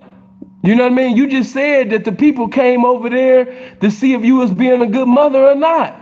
The people was just at your house. DCFF, they was just all in your house, man. You're not the right woman to be speaking on, you understand me, Mama Duck, bro. Stop that shit. You got some issues. Yeah, keep your mouth, man, you know what I mean, off of Mama Duck, man. You know what I mean? Seriously, man. We just gonna keep that thing, you know what I mean, all the way 100, man. You know, because to real niggas, you will never be real. You know, motherfuckers like, Sin, you gonna speak on Hussan? You know what I mean? He grabbed a gun. He grabbed the gun. Listen, man, y'all can show a video with Hussan shooting 5 niggas. Until he sit up there and put 5 bullets in the nigga that sit up there, you understand me, and gave that nigga that motherfucking, that Adina Howard, you understand me? Gave him that Jodeci. You know what I mean? Bam was sitting over there, like Tupac said, you know what I mean? He's sexing her crazy. when he said that and Brenda got a baby, he was talking about Bam and Hussan. Bam was sexing Hussan crazy. You know what I mean? Every time Hussan looked up, you understand me, Bam was ready to go. That's what Pac meant when he was like, you know what I mean? And he's sexing her crazy. That was Bam. He was sexing Hussan crazy. And until he take the life of the nigga that was going berserk in his booty hole, I don't care who he shoot. I don't care who he beat up. I don't care, you know what I mean, what shootouts he get into it. Like, man, that nigga just beat up 8 niggas, man. It's a viral video, man. And Hussan, man, he just went in the store and he just smacked this nigga, man, that's 350 pounds with 22-inch arms again. Until he sit up there and go at the man that put his dick in his snot box and turned this booty off, I don't want to hear it. I don't want to hear it. You know what I mean? I don't want to hear it. Don't send me no fights. Don't send me no shootings. Don't send me. It could be some real gangsters telling street stories that had Hussan's name involved in it. But if it's not Hussan, if it's not a damn, you know what I mean, video of Hussan killing, you know, Bam, or an attempt killing, I don't want to hear it. Until you take the life of the nigga that took your pussy, that took your virginity, that sit up there, you understand me, and made you into a woman. You was a young little female at the time, and he made you a woman. You understand me? Until you take the life of the nigga that made you into a grown-ass woman, I don't want to hear that shit. Oh, P, no, he a real gangster. He was in the street shit. He got bodies. Until he take the nigga who put his body on his body, what that song, until he sit up there, you understand me, and take his life, I don't want to hear that shit. I don't. And y'all laughing, but I'm saying some real shit.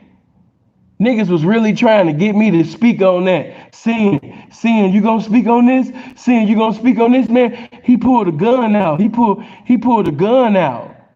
Yeah, Bam, that's the problem. Bam pulled his gun out too. Yeah, Bam took out his gun. That's the problem. Bam took out his gun and spray painted nut all on Hussan's thighs, booty, face, everything. You know what I mean? The man put his information all on your body and he's still living. I don't want to hear about, you know what I mean, you killing nobody. Until you kill that nigga that killed your booty hole, you'll never be in the real. You'll never be no gangster. I don't want to see no tough talking. I don't want to see niggas hold knives. I don't want to see niggas talking tough. Niggas need to be having Bible service. Hussan need to be sitting over in prayer service. I'm just keeping that shit all the way 100. The only thing you need to be doing is kumbaya. You know what I mean? Matter of fact, he need to be singing, you know what I mean? Order my steps in your word. Order my steps in your word. That's what you need to be doing. Order my steps in your word. You need to be doing that.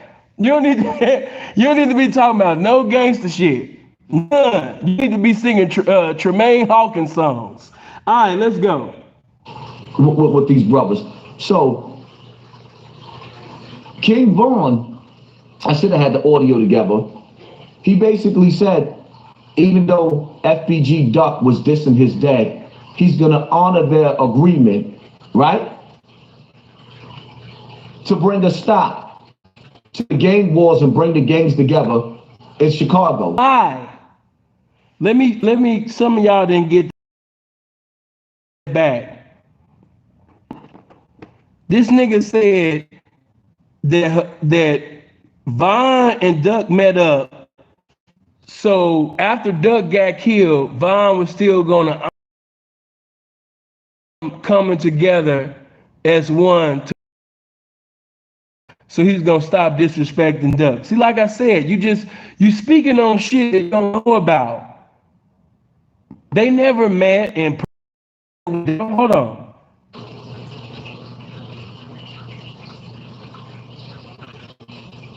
Who was King Von? For those of y'all that don't know, he's one of my new favorite rappers.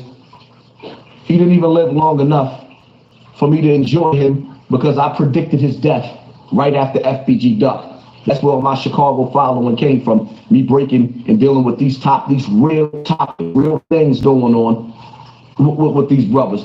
So, King Von, I should have had the audio together.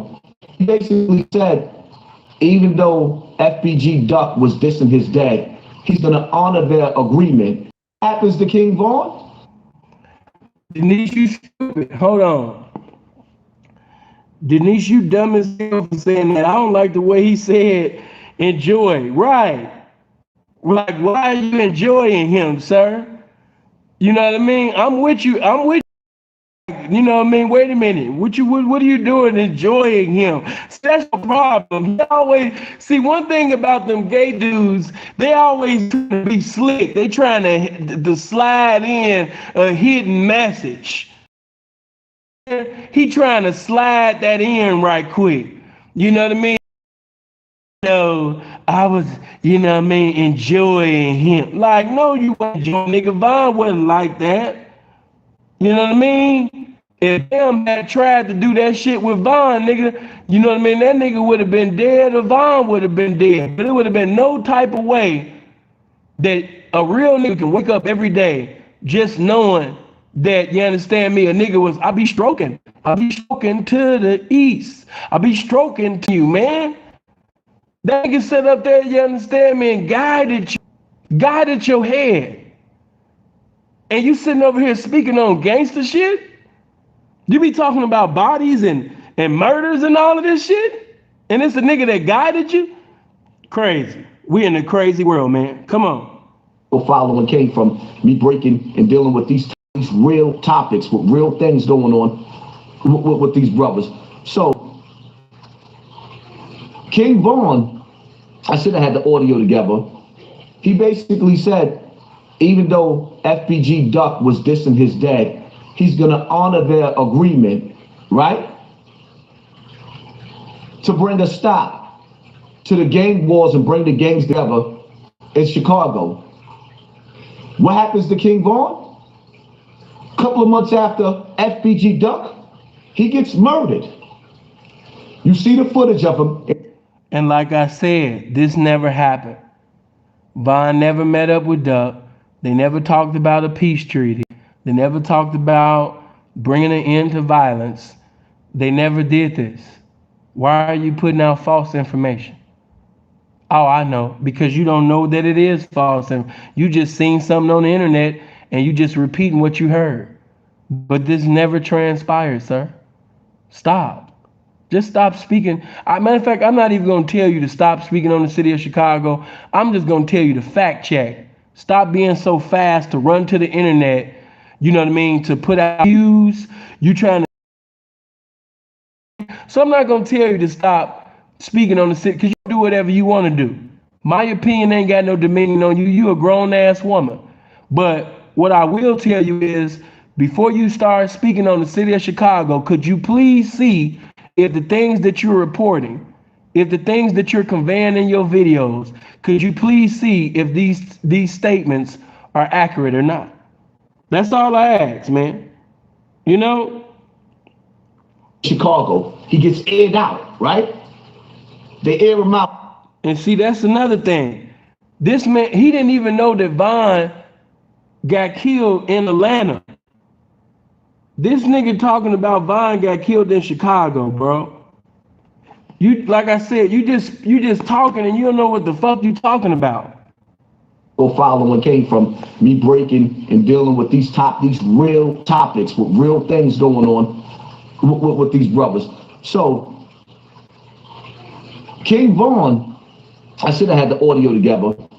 He basically said, even though FBG Duck was dissing his dad, he's gonna honor their agreement, right? To bring a stop to the gang wars and bring the gangs together in Chicago. What happens to King Von?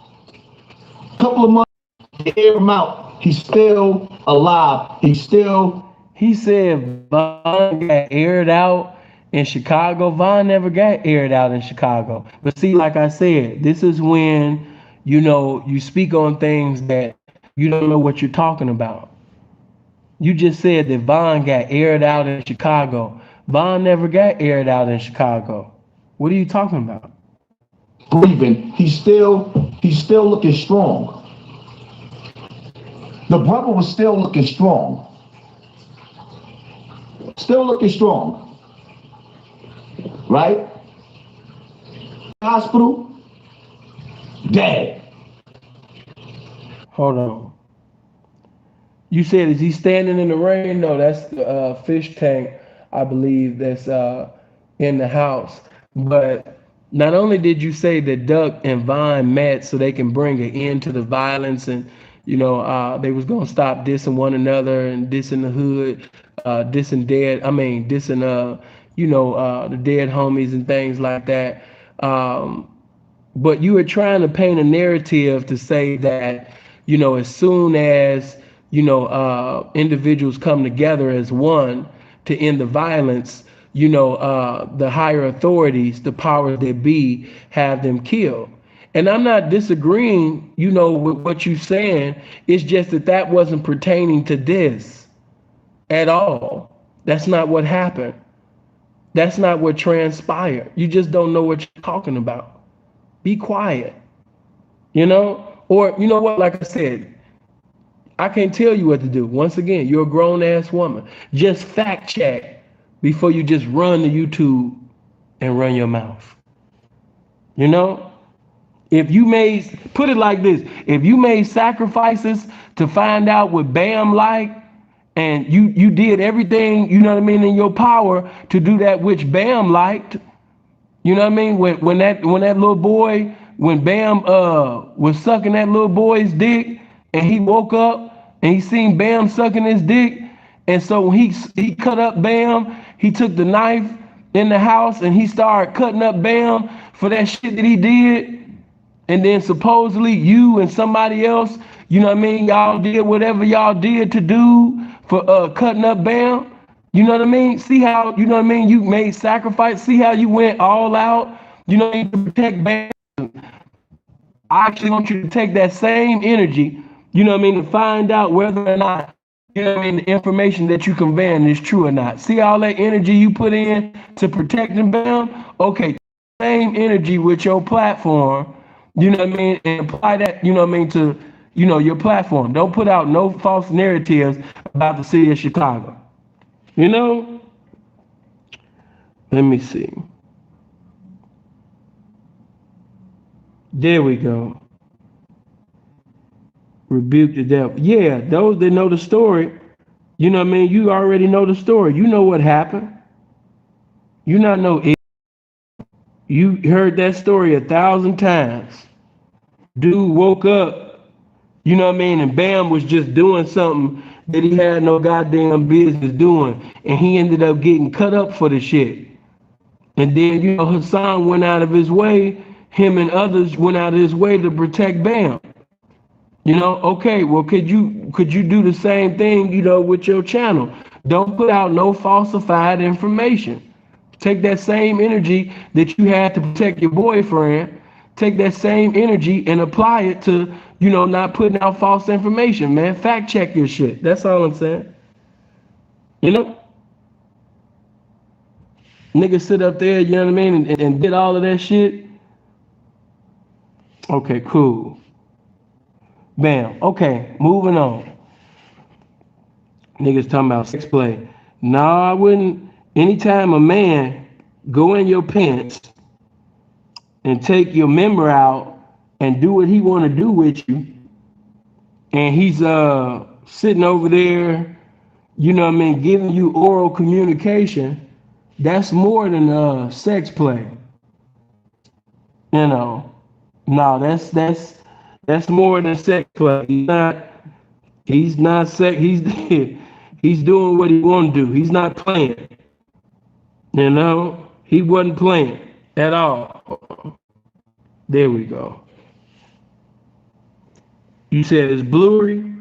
Is it bluery now, T.O.? Is it, you said you got your pen in your ass? Yeah, but he know what was going on. Okay, moving on, man. Some of you, got in the DM and asked me, and you know what? You was right to ask me that. You was right to ask me, because I'm not a hypocrite. And I told you, if I'm wrong about something, you have every right, to ask me whatever, because if I'm teaching you something, I got to be living it. Now, when me and Tommy, Tommy called in. For those of you that didn't get to see the show, excuse me, you didn't see the video. I had a video like 2 days ago, and when I had the video, it was pretty much, did Kwame Brown go Hollywood, or did Tommy Sotomayor, or is Tommy Sotomayor just in his feelings? And I told you guys that I told you that both of them was wrong. Hold on, let me get this together.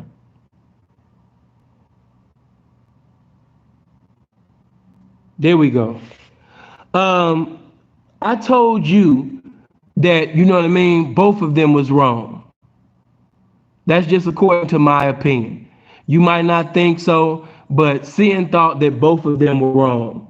I thought that, that, Tommy could have handled that situation better. I thought that Kwame Brown could have handled that situation better. I think that once Kwame got hot and you guys started watching him and tuning in, I just thought that Kwame should have had actually called Tommy. I don't think Tommy should have had to call. I don't think Tommy should have had to text that man. I teach you guys this. I teach you how to respect and love the game. And once somebody provides you with some game or give you a platform for you to convey your game on, you're in debt. You can never, as the great Mel Taylor said, you can never repay the first favor. You can never outdo the first favor. And let's just be real. A year ago, wasn't nobody thinking about no goddamn Kwame Brown. It wasn't. It was just, just keeping it all the way 100. Nobody was thinking about Kwame Brown. Nobody. But it just go to show you that, all you need is one video to go viral or something and everybody will jump on your dick. But nobody was thinking about Kwame. I wasn't thinking about Kwame or his mama's hooking. If you would have asked me anything about Kwame Brown, the tall dude, that came the first round draft pick, that Jordan used to clown, Kobe used to clown, the whole league used to clown, Squares used to clown, everybody, children used to clown. And I'm happy that he's finally speaking out. And, this is therapy for him, for the pain that he went through and everything like that. But let's just keep it a buck. Nobody was checking for dude. So for Tommy to put, this washed up dude that nobody really cared or gave a fuck about the 60-something mil, you didn't care nothing about him buying his mama a house. You know how many motherfucking NBA players done bought their mama a house? You didn't give a fuck until they shined the spotlight on the shit. Like I said, some of y'all don't have your own mind. You know how many NBA players done bought their mama a house? You know how many motherfucking NBA players come from poverty? They come from nothing and came to the NBA and got their mama a house. Nigga, Nick Anderson, not only, So those of you that are in the city of Chicago, Ben Wilson. Now some of you, of course, you're not from Chicago, so you wouldn't know who Ben Wilson is. But man, there used to be a time when everybody in the city of Chicago, man, Ben's name was everywhere. Everybody wanted to be like, you know what I mean, Ben. Everybody wanted to sit up there, you know what I mean, and play like Ben was cold. Ben was gonna go to the NBA. Ben was gonna be somebody. All right. But Nick Anderson is still a blessing to Ben, you know what I mean, family. But that never gets a spotlight. So I'm just saying, you know, not that he shouldn't be applauded for what he's done, but I'm just saying that the only reason why you guys are applauding because it's a spotlight on him. But damn near just about everybody in the NBA bought their mama, grandmama, auntie a house and, you know, all of that shit. That's why a lot of these guys be in debt. You know, they be looking out for family, friends, and everybody in their mama, stepdaddy, all of this shit. But for somebody to say that Tommy didn't do anything for Kwame, I don't agree with that. As you know what happened between me and Tommy, but I'm never gonna change my. This is what I'm teaching you the difference between mentally responding and emotionally reacting. See, if I was in my feelings, like a lot of y'all, after you get into it with somebody, you change your views. You change, you know, the truth. You change, you know, the way that it is to fit the way that you feel. And, you know, even though Tommy did, you know, come over here and just get on the phone and start pussy popping and twerking and all that goofy ass shit, he didn't come like a man. He didn't deal with that shit as a man. You know, and it's sad because he got thousands of people, you know what I mean, to pretty much be an enabler of that bitch ass spirit that he got. Cause the nigga is governed right now by a bitch ass spirit. Ain't no getting away about that. Tommy is acting like a bitch, and you niggas are wrong for supporting him in his bitchness. He don't know how to be around men. That's somebody that don't know how to move around other men. That's why he get into it with men. Now, if you a weak, if you know how to tuck your tail, you know what I mean, and be a bitch ass nigga around, then you could be cool with Tommy. If you a bitch ass nigga, you could be cool with Tommy. If you know how to put your manhood up, some of y'all treat your manhood and your principles like a drink. So you could just sit your manhood down on the table at any motherfucking time. You know, you don't got no ego with you. You don't have no principles with you. You know what I mean? You could just treat your balls like a drink. You know, oh my God, it's Tommy Sotomayor. Oh my God, he's a big YouTuber. I can give a lovely fuck. You know what I mean? But at the same time, you know, I know a lot of you niggas, you don't have manhood with you. Anybody can talk to you any kind of way.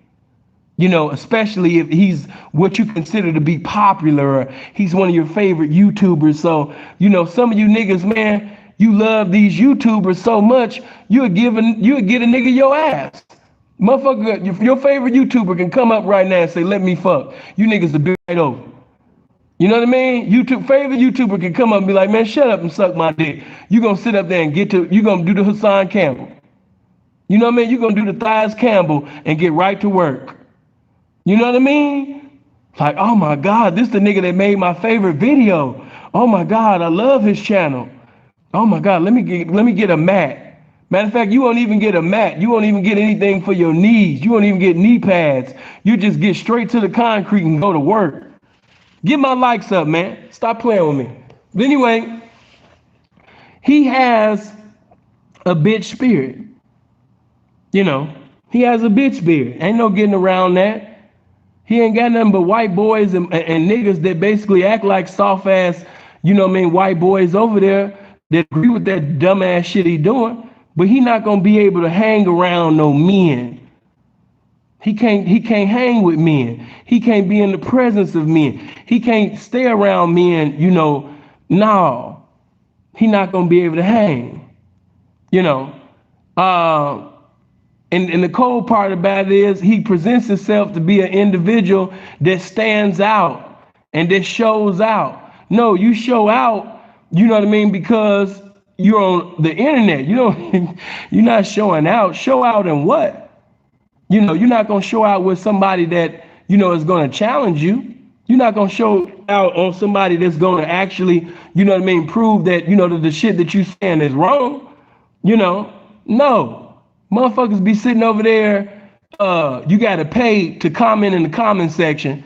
And then if you debate a motherfucker, you know what I mean, the only people that's in the comment section, you know what I mean, is your mods and the people. You know, so of course, you know what I mean, if you got a comment section, you know, full of mods and followers and shit like that, of course motherfuckers gonna be sitting over there saying, that's right, Tommy, 2 + 2 is 5. Sin don't know what the fuck he talking about. That's right, Tommy. What you said, Tommy. What the fuck you said, Tommy. That's right. I never thought about it like that. Now that you said, Tommy, 2 + 2 is 9. Damn, I never even thought about that. You was the first motherfucker to say that 2 + 2, you understand me, is 13, Tommy. Damn, they still the first one that said hello. They saying good morning and hello because of you. You was the first one on YouTube to say hello and good morning, Tommy. Damn, you know what I mean? You was the first one to sit up there and push the start button. You was the first one, Tommy. That's right, Tommy. Goof ass niggas. Now, what I will say is that he does have his own colloquial terms. He got his own, you know, cliches and shit. You know, we all, well, I ain't gonna say we all do, but you know, some of us have some originality to us. You know, and he has his own individuality. He got his own originality. I'm not gonna minimize, you know, him because he got a bitch ass spirit, but right now he's acting like a bitch. And see, when you a bitch ass nigga, you an enemy to your message. You might have a message, but you an enemy to your message because you a bitch ass nigga, a trick ass nigga.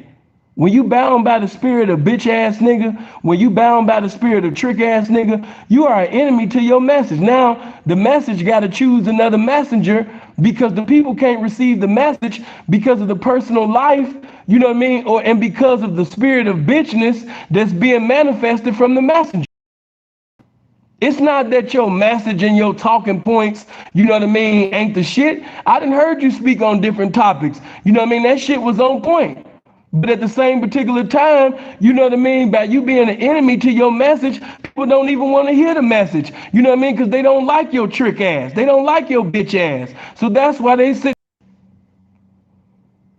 when you are an enemy to your message, let me sit up there, you understand me, and teach a little bit. You can have a message that can actually be a blessing to people if they take heed. You know,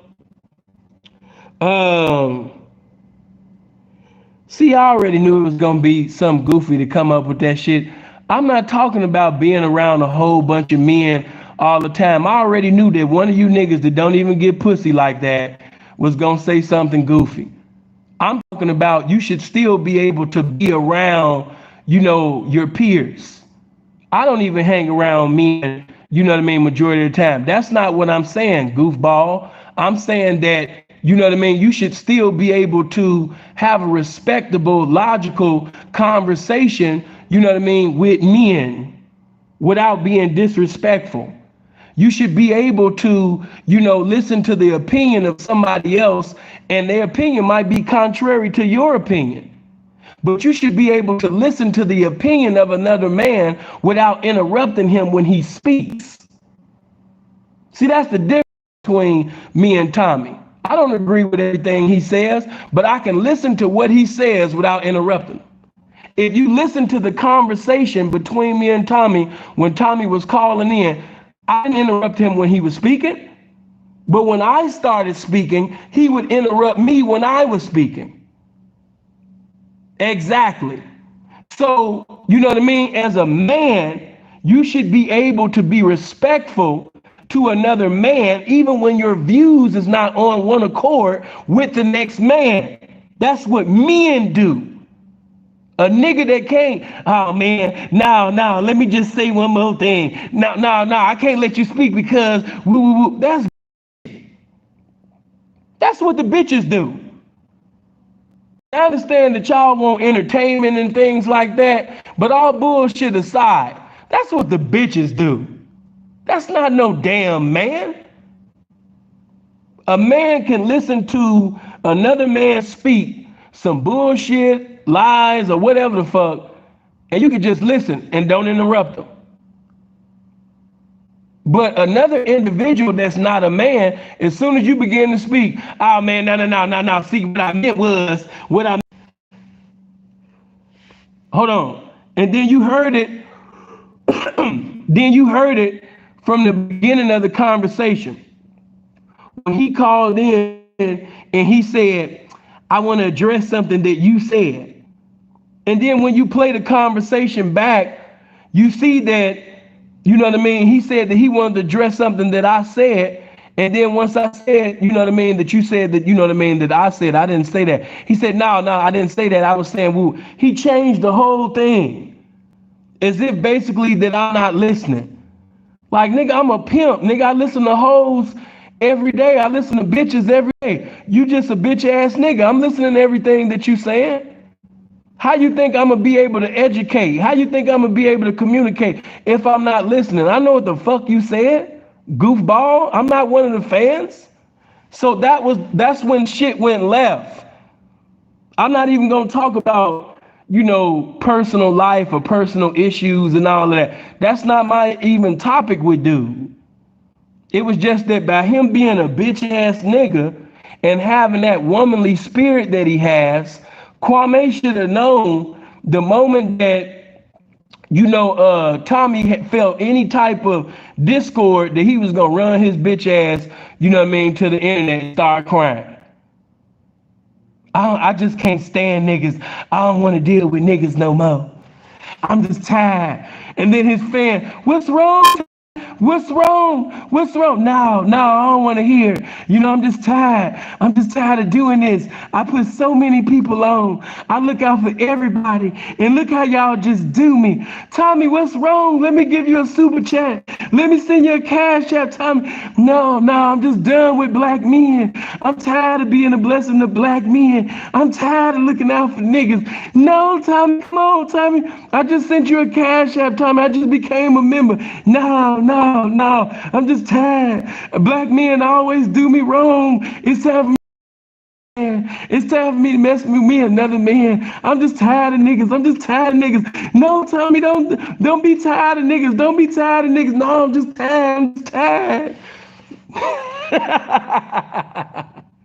Nigga just ran his ass to the internet like a fucking damsel in distress. I'm just tired. I'm just tired of it. I'm just tired.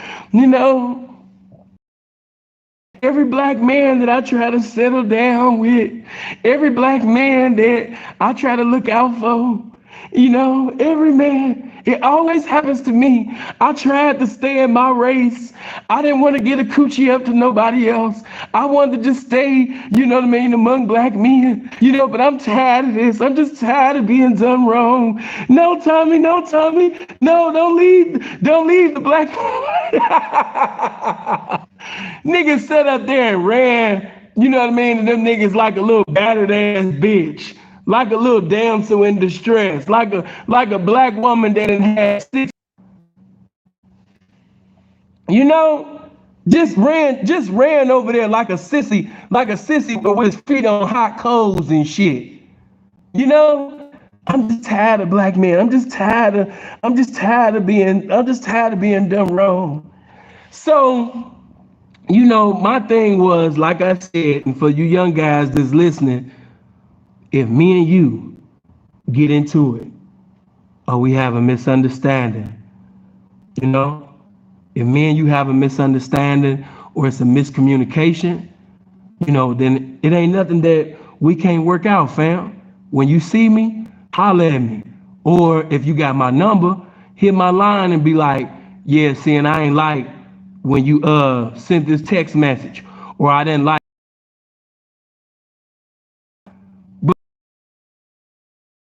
You know, and then it's like you a friend or somebody that fuck with me to begin with, because it's like, you see that I've been talked about for hella years and I'm finally getting some shine.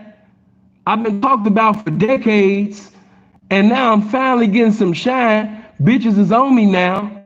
You know what I mean? I got 30 and 40,000 motherfuckers watching me and shit now. You know what I mean? So you finally see me getting some shine. Why would you want to sit up there and stop, you know what I mean, my shine? If you sincerely, you know what I mean, felt me or sincerely cared. You know, so like I said, man, you know what I mean? Both of them could have handled that situation, you know what I mean, differently. In my opinion, as a man, you know what I mean, Kwame, you know, Tommy shouldn't even had to call him or text him to ask him to come on this show. You know what I mean? Kwame should have told Tommy, I'm gonna bring you on my shit, just like you brought me on your shit when I didn't have shit popping. I'm gonna bring you on my shit, and you're gonna be able to sit up there and promote whatever the hell you got going on. You know what I mean? Because you looked out for me, and so I'm gonna sit up there and look out for you. You know, that's what should have happened. And then Tommy should have never ran to the internet.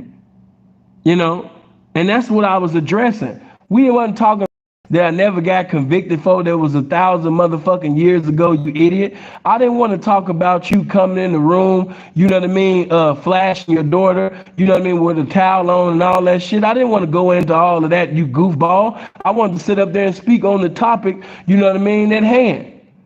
But due to the fact that he called himself trying to show out and he got that sister girl spirit, I can tell that he just like his mama, you know what I mean? The nigga called in and just took his house shoes off, you know what I mean? And tied his hair up, you know what I mean? And just like a bitch in the projects, you know what I mean? Just wanted to just show out and just start twerking and, you know what I mean? Rump shaking and all that type. And, you know what I mean? Another thing. Hold on, I'm gonna wait to this. Hold on. Okay, there we go. Yeah. So, and another thing, and I understand, you know, I'm gonna keep this shit all the way 1/3. Now, it's not fun to see an individual reap the benefits of your work. Okay. Now, I'm not making justifiable, you know, giving justifiable reasons for Tommy to be the bitch ass nigga that he is. But what I very hard to keep watching somebody reap off the benefits, you know, of your talking points. For somebody to just take your shit, you know, and not acknowledge that it's your shit, you know? So just keeping it all the way 100, I see different dudes on YouTube using my shit, but they don't acknowledge that, hey man, you know what I mean, this come from Sinful to P, or man, you know, Sin, like Sinful said, or you know, when Sin said this or when Sin said that, they don't do it. But just because they don't do it, I'm not about to sit up there and come to YouTube and cry to y'all. Who really gives a fuck? Y'all got shit going on in your life. You don't want to see Sin pussy popping and shit all on YouTube crying and weeping and gnashing their teeth and having lamentations and shit all on YouTube crying, and y'all gotta comfort me and shit. Saying it's gonna be all right. No, man, no, I'm just done with niggas. I'm just done. They always stealing my shit, man. They don't acknowledge me. And then y'all gotta comfort me. You know what I mean? You wouldn't even want to fuck with me. Oh man, you talking about Dr. BOA? I mean, yeah, Dr. BOA done took a lot of my shit. And then Dr. BOA done told you guys a lot of lies. It's certain shit that he done said about this pimping that's not true. And I was trying to help him out when we was on O'Shea's platform, you know, when I corrected him. And of course, he didn't like when I corrected him. But what he should have did was humble his motherfucking self. Because you're just a nerd, you're just a square dude that's just been listening to pimp talk, and you trying to sound slick, talking pimp shit, and you ain't never pimped a god. But YouTube has made a way for niggas that really wasn't getting pussy like that to be telling y'all how to get pussy. You know what I mean? That's just fucked up. Niggas was nerds. Niggas was getting laughed at. Niggas was not that dude. But YouTube has provided a way for lames, you know what I mean, to act like they the embodiment of the game. Just keeping it all the way 1/3. You got niggas that's telling you young people, telling you young guys how to get this pussy, how to get this bitch, how to get that bitch. And then once you see his bitch, if he got a bitch, if he even got a bitch, you know, you like, God damn, this your life? So man, like it's just a lot of clownery, man. It's a lot of foolery, man. I've been sitting up there putting y'all on game. I've been told you that Dr. BOA is not no pimp, that he shouldn't be speaking on this pimping. And if you're going to speak on the pimping, speak on it right. I've been told you that Saint in the center, you understand me, was a mother. He's not even a beginner and he's an ain't. He's not the beginner and he ain't even an ain't. I've been told you that he got his game from a motherfucking homosexual. Saint in the center already told you that he got laced, you know what I mean, by a homosexual. A homosexual came and knocked on his door late at night and said, I think you should have this book. And gave him Iceberg Slim. And he been thinking he a pimp ever since then because a fag knocked on his door and came with a fucking Iceberg Slim book. I've been told y'all that. I wouldn't even go back and forth with Buddy. You know, Buddy ain't nothing but a square that want to be down. These niggas is just like Brandy. They just want to be down. They some Brandy ass niggas. They just want to be down. They want to be one of the cool kids. So bad. You know what I mean? Don't you know, nigga, if I graduated out of Berkeley and if I was a square, that's the only thing I would be talking about. I wouldn't be trying to be no pimp. I wouldn't be talking none of that street. You know, because from Berkeley is an accomplishment. This should be applauded. Why do you want to mix that up with some shit that you never done? It's just crazy. But anyway, you know, let me answer this question because y'all been wanting me to speak on it. I just never did a video on it. But I just give my opinion since I'm speaking on both of them, right? Is Tommy Sotomayor jealous of Kevin Samuels? Hell motherfucking yeah. I mean that's easy. You know, Kevin is going everywhere, you know, with the message that Tommy couldn't go. I just want to teach. I want to say something to the teachers. Let me say something to the preachers. You know, for the teachers and the preachers that's listening, let me just put this in your spirit. Now, you again that have again, if you are not living according to the message, if you are not the message that you bring, if you are an enemy to the message, you are hindering the message from getting to the masses. You know? You're an enemy to the message. You're an adversary of the message. So because you're an adversary of the message, you know, the message has to be preached. The message has to be taught. And guess what? If you basically are not the message that you bring, God will anoint, He will appoint someone else. That's for you spiritual folks. And you folks that's not in spirituality, but you in carnality, reality is this. If you have a message and you might have been anointed. Let me not use no spiritual words. You might have a message, you know, and it's very profound. But due to the fact that your presentation is fucked up, you know, nobody cares. Your information is impeccable, but you're not presentable. And I keep telling you guys that all things must be presentable before it's acceptable. You can have a message that's dynamic, but because of your presentation being wrong, nobody even gives a fuck about the information because your presentation is an abomination. It's fucked up. In other words, you a bitch ass nigga and you governed by the spirit of bitchness, so nobody even gives a fuck about what you're saying anymore. You know? And until you reinvent yourself and come back as a man, as long as you stay in that one man spirit, don't know men, don't know women, they don't want to hear you. You know? So now the message, somebody else can listen to you, and now they can take your message and edit it a little bit. And because their presentation is better than yours, they will take that fucking presentation and become a multi-millionaire off of your shit. Kevin Samuel ain't gonna stop at 1 million subscribers. Kevin Samuels gonna have, once he touch 1 million subscribers, it's just that easy to hit 2 million. Kevin doesn't have to worry about losing channels the way that Tommy did. If Tommy had all his there's nobody on YouTube in the black sector that has lost more channels than Tommy Sotomayor. If Tommy maintained, his biggest channel today, he would have been probably at 2 million. But due to the fact of, how he is, outlandish, rambunctious, foolish, brutish, his message does not get the opportunity to be established the way that it should be.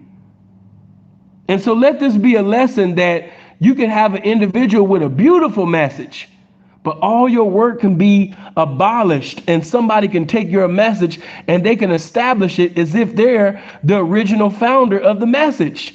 And they can act as if it's their intellectual property, all because it's just totally contrary to the message. You're an enemy to the message. Tommy Sotomayor is the enemy to the message. He's the enemy to the message. It ain't no getting around it. So keeping that thing all the way real, yes, Kevin does have certain talking points from Tommy. I mean, it's just evident. It's nothing to lie about. But to say that his whole aura, everything, he just took everything from you, that's a lie. But, he is influenced. I mean, if you just listen to certain things, if you heard Tommy years ago, certain things you didn't that Kevin is saying now, you heard Tommy say that years ago. These are facts. Sin is not gonna lie to you. You heard the male Jezebel ass nigga call into my shit. You know what I mean? I ain't got no reason to sit up there and lie. You know what I mean? But even with him acting like a bitch ass nigga, I ain't gonna tell no lie. A lot of that shit is his shit. But guess what? So nobody cares. So hold on, let me see. This is what I do. Who want me? Do you want me to just, I know some of y'all got to say, some of y'all, do you want to call in? Because some of these people that I'm talking about, they might want to call in. And if they come respectful, I will listen to them without interrupting them. I just want you to do the same thing. No, you didn't miss the call in. No, you didn't miss the call. No. See, I'm about to have, I'll give y'all a good 20, 25 minutes. We'll take a little call in. Yeah. Let's do that right quick before I go, because this will be the last time. As a matter of fact, before I even start the call in, put the Patreon link in, because this will be the last time you hear Sin for just a little while. Why would you want to sit up there and try to minimize me? I haven't been nigga, I took a year off. Nigga, I'll be taking months off. Are you serious? Anyway, man, that just, yeah, man, you only got this amount of people. I got 3,000 people watching me, and I'm in my mind like, bitch, you've been on YouTube for 3,000 years. Bitch, you should have 3,000 motherfuckers watching. You've been on YouTube since Jesus was crucified. Yes, nigga, you should have 3,000 people and more watching you. Goddamn. Nigga done sat up there and been on YouTube since James Worthy about, you understand me, having 3,000 people watching. Bitch, you been on YouTube for 3,000 years, ho. You supposed to have these motherfuckers watching you. Stupid ass baby mama ass nigga. It's always these damsel in distress ass niggas that just be talking. Always the little ugly motherfuckers. All right, let me put this in there. Y'all put them Patreon. Okay, yeah, click on that Patreon link and come through. Y'all make sure y'all sit up there, you understand me, and come to this Patreon link, because Sin gonna be enjoying this summer.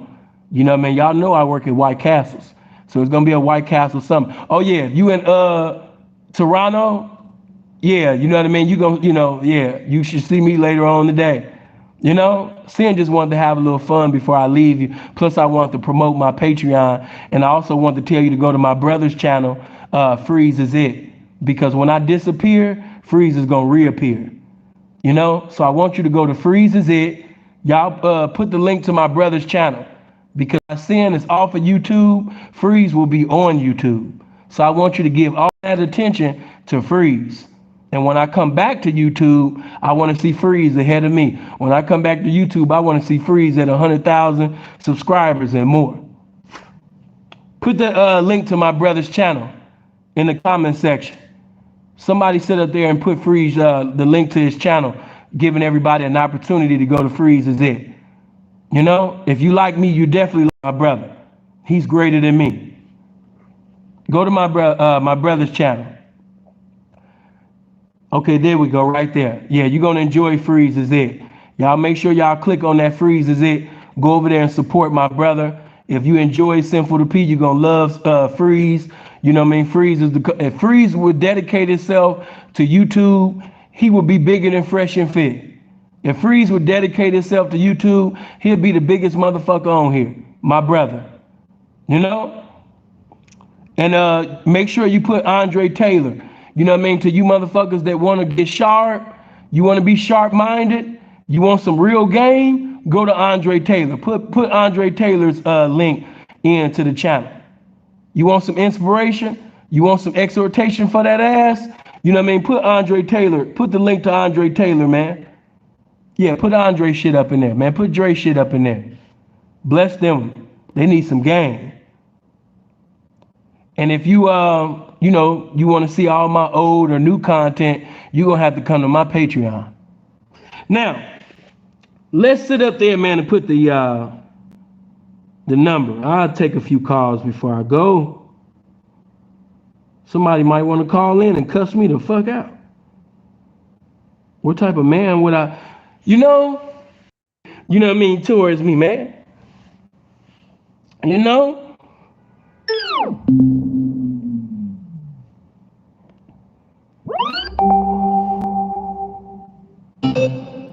All right, man, y'all got the chance, man. The number, man, 702-800-9473.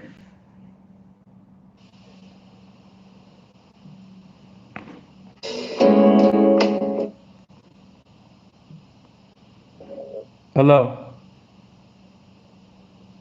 Hello. What's up, son? Top on. What's going on, man? What's going on, good brother? Talk to me. I wanted to holler at you. Yeah, man. I wanted to holler at you about the whole Tommy and Kwame thing. Uh-huh. I might be out the loop, but I did think I heard you say that you believe that Kwame actually owed that man something. That wasn't my words. Well, yeah, that's what I'm saying. Catch me up to speed. How you feel about that? You feel like he actually owed Tommy? I actually think that if you, this is just how I am as a good person, right? If I come on YouTube and my channel is not popping, nobody's watching me, and then you put me on your platform, everybody knows you, everybody knows who you are, and you give me an opportunity to shine on your platform, bro, the moment that I start shining, the moment that I start popping, you don't even gotta ask me, you know, can you come on? I'm gonna call you. I'm gonna text you. You know what I'm saying? That's just the type of individual that I am. I'm a blessing to the game. I'm a friend of game. I'm a lover of game. And anybody that's a blessing to the game, if I'm a knowledgeable person and you provide a platform for me to speak on, bro, I'm indebted. Soon as I sit up there and get on, bro, I'm putting you on immediately.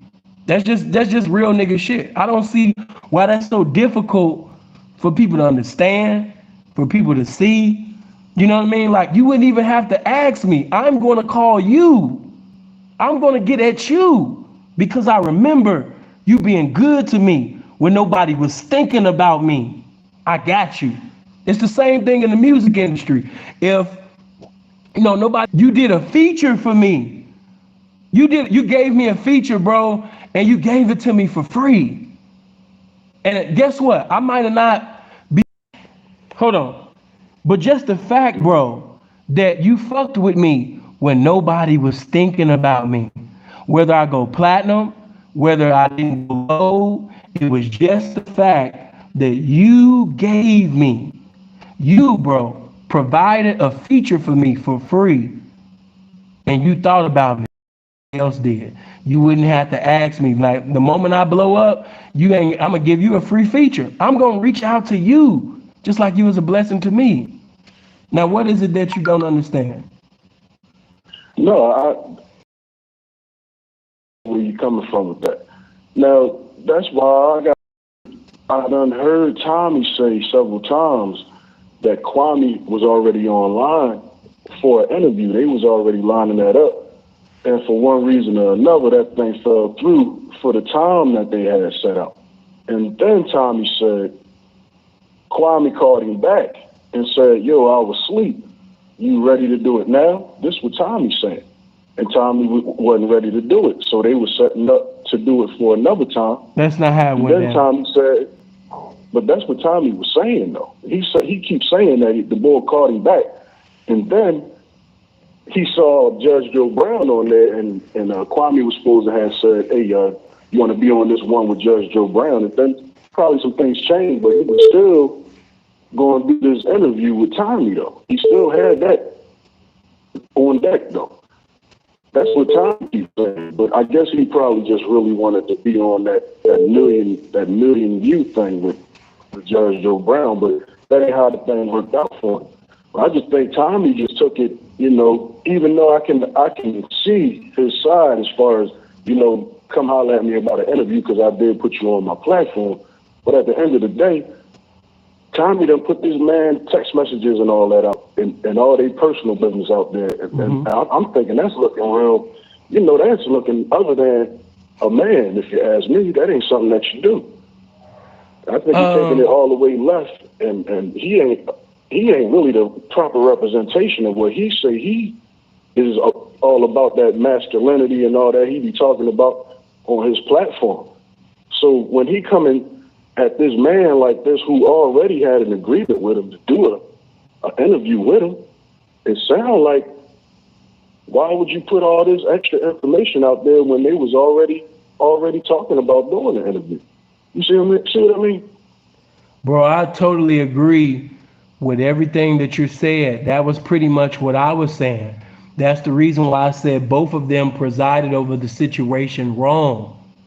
All right? Kwame should have reached out to Tommy. Tommy shouldn't have had to reach out to Kwame. See, I kind of like this situation. I can give a less fuck who gains subscribers and all of that off of it. It was just that I was using this situation to convey game. And this is just what I want to say to some young pimps and young players. When somebody bless you with information or do something for you, they shouldn't have to ask for money. They shouldn't have to ask you for a favor. It's just the fact that you only know the person because of basically what they did for you, how they was a blessing to you. So you owe that person. Somebody said, how could you owe that person? Yes, you do. You're indebted. If that person was a blessing to you, yes. How long am I supposed to acknowledge this individual? As long as you keep reaping the benefits. So I was just using this situation to really convey some game, but in reality, going back to the topic, both of them was wrong. Kwame should have reached out to Tommy should have never ran to the internet like a bitch. Simplicity. Right. That's what I think that's what's going over everybody's head about your take on it. Now, I actually was telling somebody, Sin ain't saying that he agree with either one of them how they handling it. He's telling them that y'all acting emotional out here. Y'all ain't acting like men out here about how y'all handling the situation. And that's where I know that's where you stood on it, because that's where I stand on it. I feel like, them two grown-ass men, they should be able to go ahead and sit up there and handle that offline and get that interview time set up, because it ain't about nothing but getting some time set aside where y'all could both sit there and chop it up. But Tommy, he either had some kind of breaking news or some type of something he wanted first. And I'm just feeling like if they was already talking before the Judge Joe Brown interview even happened, why he couldn't just wait and talk to Kwame again before he did all this? It just seemed like he jumped the gun. Or he just really feeling some type because he wasn't on this interview with Judge Joe Brown that did that album. But either way, man, he just acting real emotional. Yeah, he definitely wanted to be on that video. Definitely, let's just keep it 100. He definitely wanted to be in on that video. But I'm just gonna say this. I think that 2 million with Tommy now that he did 1 million before he did the one with Tommy. See, this entertainment game, Kwame ain't get 1 million views before that Judge Joe Brown interview. So it actually might have been a better look for Tommy to do it after him, because that would have been a good interview. That would have been another interview where he got the whole floor. See, I think he should have been more player about this whole situation. Man. He definitely jumped the gun, and that's why now he fucking my bad. He mess around, don't never get the interview now, and now he got the beef with Kwame to get some of that flow to his platform. He just played that all wrong. They could have been doing that every week. Yeah, it's just a shame. It's just a shame that, two guys, two black, well, I don't even want to say men. Kwame, I can't say that he's not a man, but Tommy's proven himself not to be a man. But I just say two black, just very unmanly. You putting text messages out. Okay, you don't want to do the video with me. Okay, I'm putting text messages out and everything. It just sounds so bitchy. Like when you think about the shit, it just sounds like, okay, you don't want to answer my calls no more. You don't want to see me. Okay, yeah, I'm in my feelings. Like it really just sounded like something that a bitch would do. Like what man, like think about this. What man is just gonna be crying all on the internet like, he didn't do the video with me. He didn't keep his word. He didn't keep, what you crying about? He didn't keep his word. He said he was gonna take me to the prom, and he didn't want to take me to the prom. He didn't, like, what do y'all don't get? He said he was gonna take me to my prom. And that's the vibe that he's giving right now. And he don't see that he looks like a bitch. He look like a bitch, bro. That's the whole thing, man. He don't even realize that he's over there looking like a whole hoe.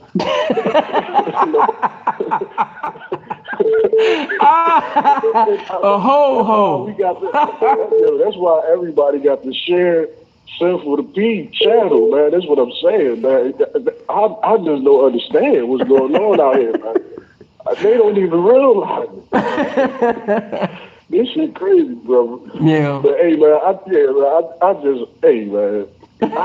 hey, far as you a funny boy, man. This boy Hussan Campbell, man.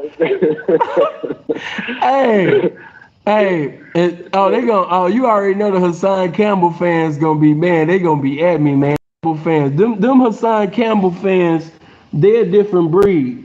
Them is some extreme weirdos. Extreme weirdos. Soto Nation ain't got nothing on the Hussan Campbell. They got nothing on Thighs Nation. You think Soto Nation is something? Thighs Nation is a motherfucker. Thighs Nation. Thighs Nation, man. Yeah, but let me. This whole. Go ahead, man. Hey, man, I appreciate you taking the call, man. I appreciate you, bro. Chat, bro. Good love, man. Blessings, right, man. Blessings to you, man. Y'all sitting over there talking about Soto Nation. I ain't about to do no bid or something. Nigga, I'm about to enjoy myself. Y'all know how I do. You know how sin appear and then disappear? Yeah, the caller was cool as hell. Caller was cool, man.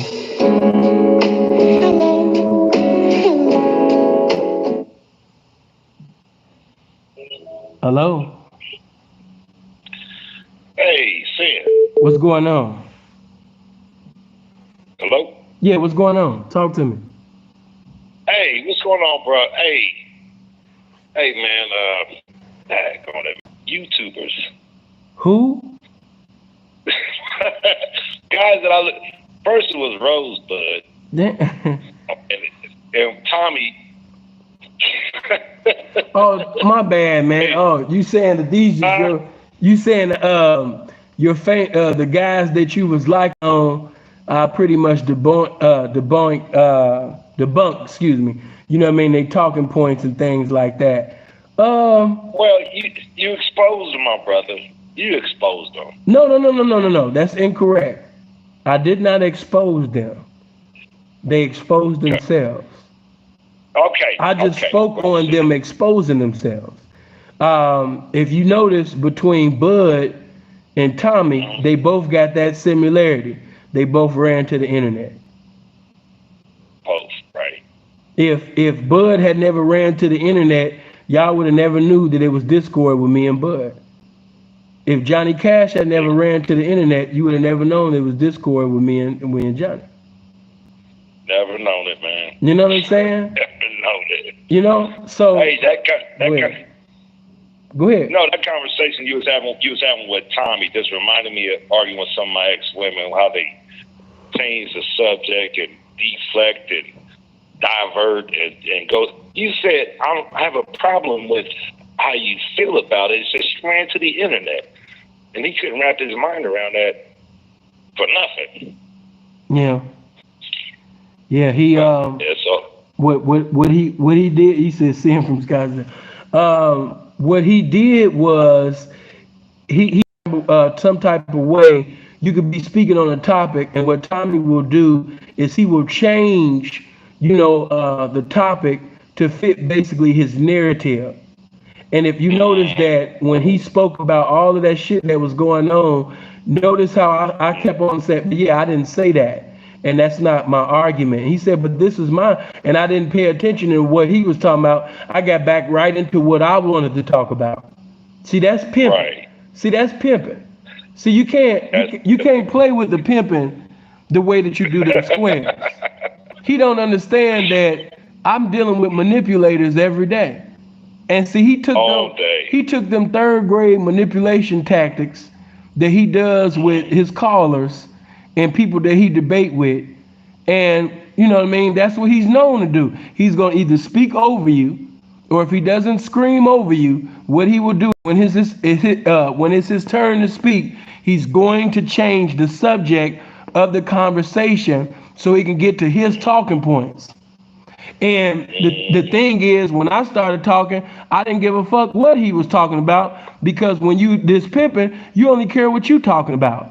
That's the only thing that matters, is what I think and what I'm saying. I can give a less fuck about, a trick. You never deviated from what the whole point was. Exactly. And he wanted me to go with this emotional roller coaster of his. And he didn't understand that I didn't give a fuck about your fame or your little money and things like that, because I've been around individuals that have more of that than you do. So, you know what I mean? I have to humble you, and I have to put you in your place and remind you, you know what I mean, that you are the tricking and I'm the pimping. You're not going to be able to play in the conversation. He wanted to roller skate the conversation, but you know what I mean, had to stop him. So when he knew that certain things didn't work, that's when he just began to get belligerent, because that shit wasn't gonna work with me. I done seen you debate, and I've seen some of your weaknesses. So as far as a debate with Tommy has created this image on YouTube as if he's the king of logic. He's the king of debate. And I would have to say different. I would say he's the king of volume. Because what I did to Tommy is what Tommy do to everybody else. When Tommy was screaming and hollering all over me, what I did was I turned his volume down. I peeped that. You said, wait, hold on. And then you turned into his ass. I turned his volume down, because that's what Tommy always. So I gave him what he always, has given to people. Right. He always what he does is he will talk over you, and then he'd shut your volume down. You know what I mean? See, I don't want to do that. See, if we want to find out who, see, that's how that shit go. Then we can find out who's smarter than who and who's more funnier than who by allowing you to talk and me. I don't interrupt you, and then when I talk, don't interrupt me. But he didn't want to do that. He wanted to play the screaming game. He wanted to see, you know what I mean, if he could do the Mariah Carey hit high notes and shit. So when he tried to do the Bobby DeBarge, I just turned his mic off. I just turned his mic down. You know, I said, oh, I was like, is this? I was like, hold on. I was like, is this bitch? Talk to you like that, and that's the whole. Yeah, I was like, is this bitch trying to be Patti LaBelle? I said, I'm sitting over here getting my, I'm sitting over here allowing him, you know what I mean, to sing. And Tommy wanted to be Patti LaBelle. He just took the microphone and just started hollering and screaming. I said, oh no, bitch. I had to turn that bitch. I was like, this bitch trying to be a diva on my shit. Oh no, bitch, that ain't how it work. You know what I mean, on the Pimpin's platform. Right. So I had to turn that bitch mic off because she was just hollering and screaming. You wasn't gonna be like, I mean, Solo. You know, shout out to Solo over there. Oh man, you know I fuck with Solo TV, but no, Tommy. He's not getting ready to do this. Tommy. Don't call me a bitch on my own show, Tommy. He said, come on, Tommy, don't disrespect me on my own show. I told Solo, I said, nigga, you sounded like a baby mama. Like, baby, don't call me a bitch in front of the kids. the kids gotta go to school tomorrow, baby. Don't call me a bitch in front of the kids. Right. No. That didn't turn out the way he thought it would. No, it didn't. And he should have known better.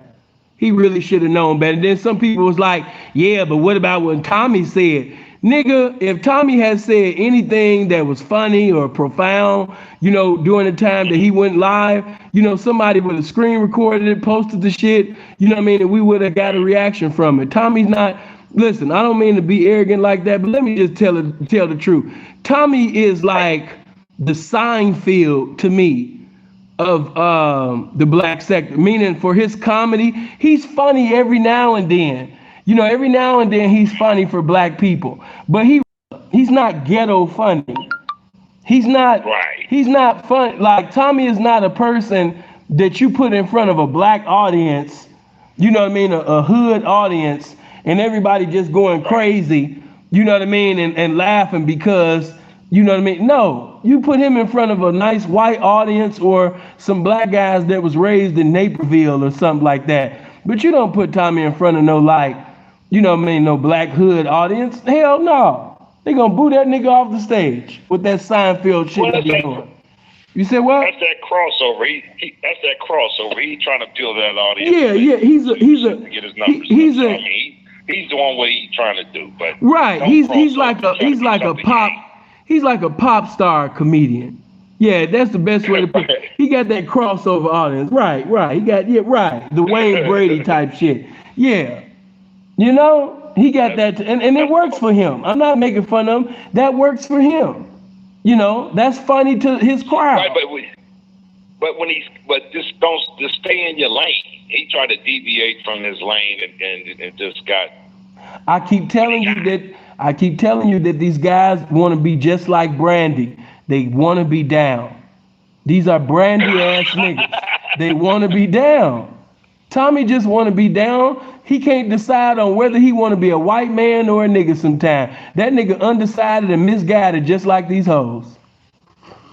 But anyway, man, let me get to the next caller, bro. I appreciate you for calling in. Oh, man. Blessings.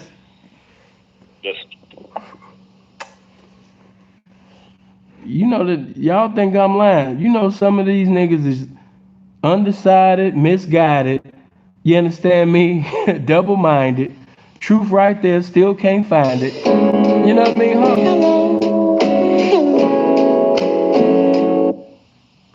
Hello? Yeah, what's up, Sam? What's going on? Not much, man. But I was on the panel. You was on there with Tommy, and you was being really respectful. Like even check guys in the comment section, making comments. Like you was being very respectful. So you let Tommy know up top that if you were to call in, you gonna give respect because I'm already checking my chat. You know what I'm saying? I'm already checking my chat. I'm already telling my chat, don't delete your comments, and don't be mean to you because I'm not. What I'm saying is not being mean. Oh shit. Like, right. I'm bigger than you. Because let me tell you the points where he came in where he was bigger than you, trying to sun you. When he throwing all I said was, if I was live right now, I would have 3K watching. You have 6,000. I mean, you have 600. So who is, like, kind of the bigger? That's what he said. Like, so who is, like, it's kind of compared to being a number one draft pick and you average 3 points a game and I average 6. I'm better than you. And you instantly hit him with the, I don't give a fuck about that. Who cares? You want my shit. Who cares? You about your 3,000 ass to my shit though. That's not what I hit him with. What I'm simply saying to him was, okay, you have 3,000 people watching you on the internet, and whoop-de-doo. But like I keep saying, he's been on YouTube for 3,000 years. He should have, 3,000 people. He should actually have more than that.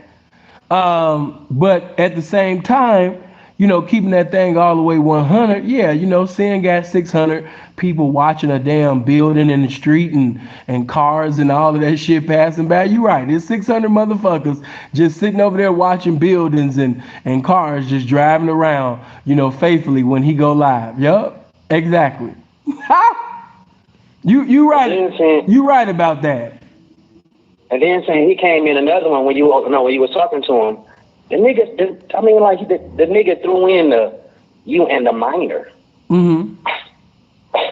Come on, that was another one, and I'm like, what the fuck? But I knew it was on left, but you want to no. You kept, you let the nigga talk. You didn't cut him off. You let him talk. You got to add, and then you got to add in. It wasn't just the case with the minor.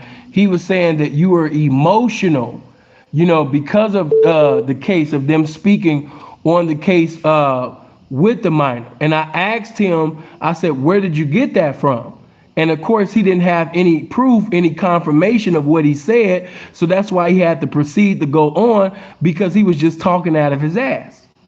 So that was supposed to be the point where I screamed and hollered because he brought up the minor, the case with the minor in that I never got convicted for, that got dropped. But he wanted to, of course, just throw that in. And that's when I was supposed to become the angry black man and just holler and scream over the phone because he brought up the case that I called in 2008 that, with 6 girls, with 6 women, and one of them was a minor with false identification. But they never put that in there. They never say false identification. They never say the police was deceived too. They never say that they had to give Sin a deal and drop the case simply because the police was deceiving and thinking that she was 19 too. They never tell everything in totality. Make it seem like you were the only one. They never. Like you were just see, but no. Watch this. They never mention the fact that the only minor. Now, if you got 6 bitches and the only one that is a minor is the one with false identification, why would you try to make the man into a predator, especially after finding out that the cops was lied to and the little girl was in jail for 3 days until she announced that, hey, I'm not 19. So they didn't even find out because they was just so intelligent or their discernment was on point. They found out because she told them. And so because they tried to hide that, and if her family was, of course, knowledgeable, man, they should have got a lawsuit. They should have been able to say, hey, man, my daughter or my niece, she could have been hurt when she was in jail. If they would have got in touch, with a real lawyer, they could have got some money out the situation. But, it is what it is on that. But, they didn't find out because they were so sharp.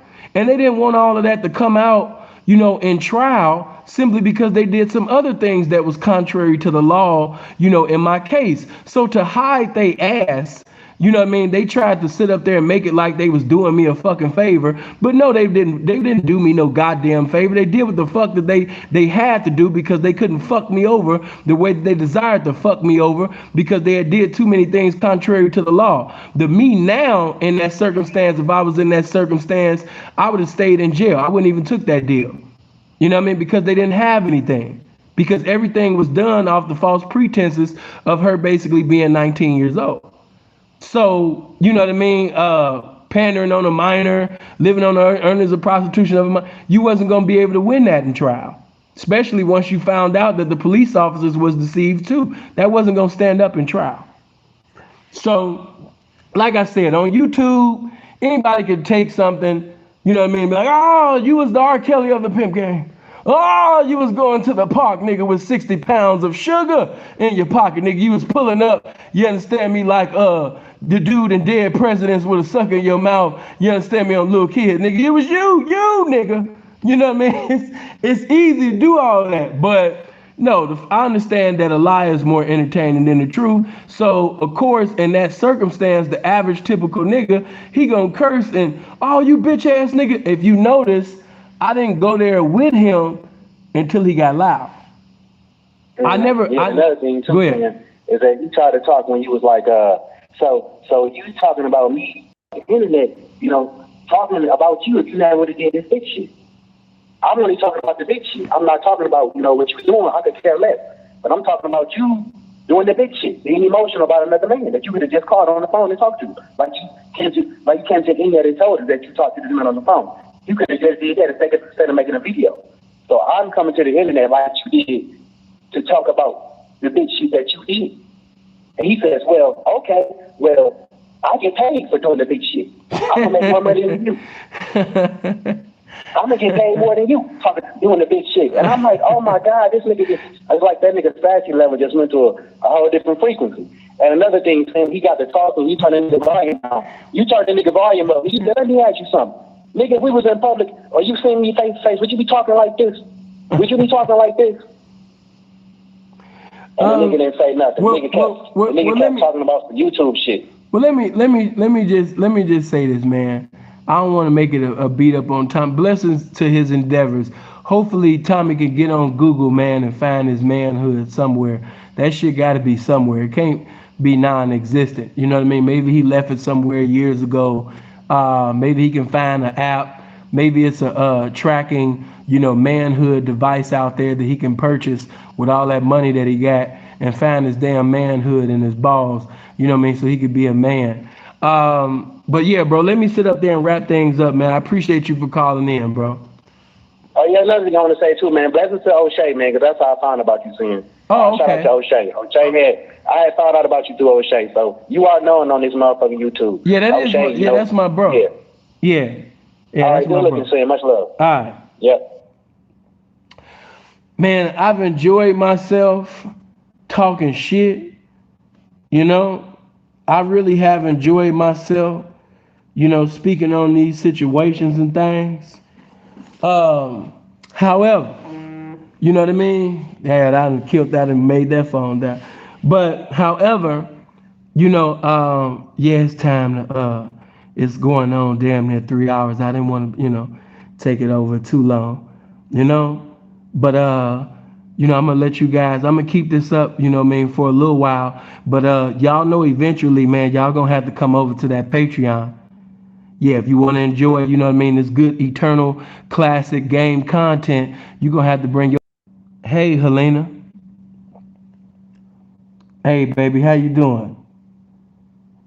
I'ma miss you, son. I miss you. No, you don't have to miss me. No, you don't. That's the point. You don't have to miss me. You can come to Patreon. You know? Yeah, you can come to Patreon, man.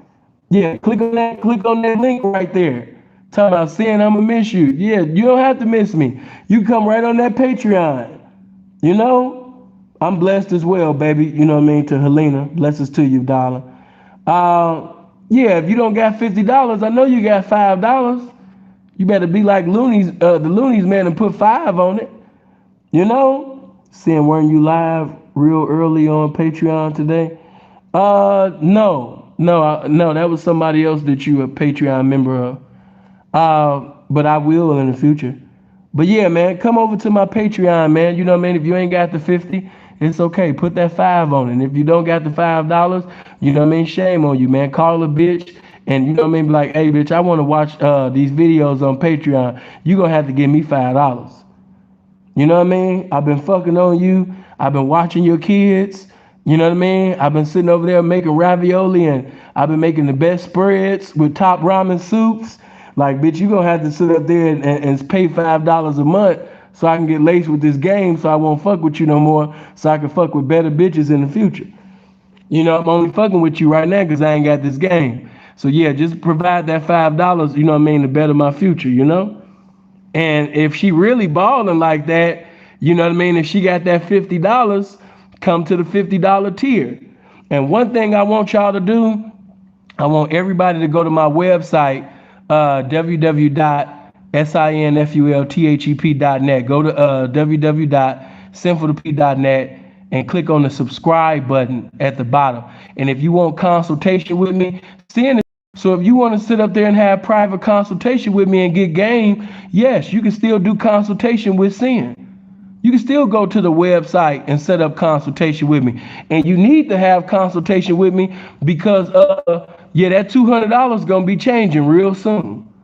Yeah, so, you know, right now it would be best in your interest, man, to go to that website, man, and set up that consultation, you know what I mean, for that little bitty ass $200, because in the future, that shit going to change. So you better get that $200 in, man, while you can. But I love you guys. I appreciate you. Blessings to everybody.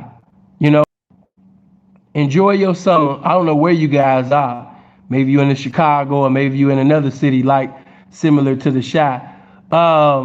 Make sure that, you know, man, you be prayerful, that God be merciful to you. But I hope you guys live as long as you want and never want as long as you live, man. Make sure you hit the like button as well. Make sure you hit that subscribe and that bell button. But I'm going to leave this up for a little bit. But love y'all, man. I'm gone.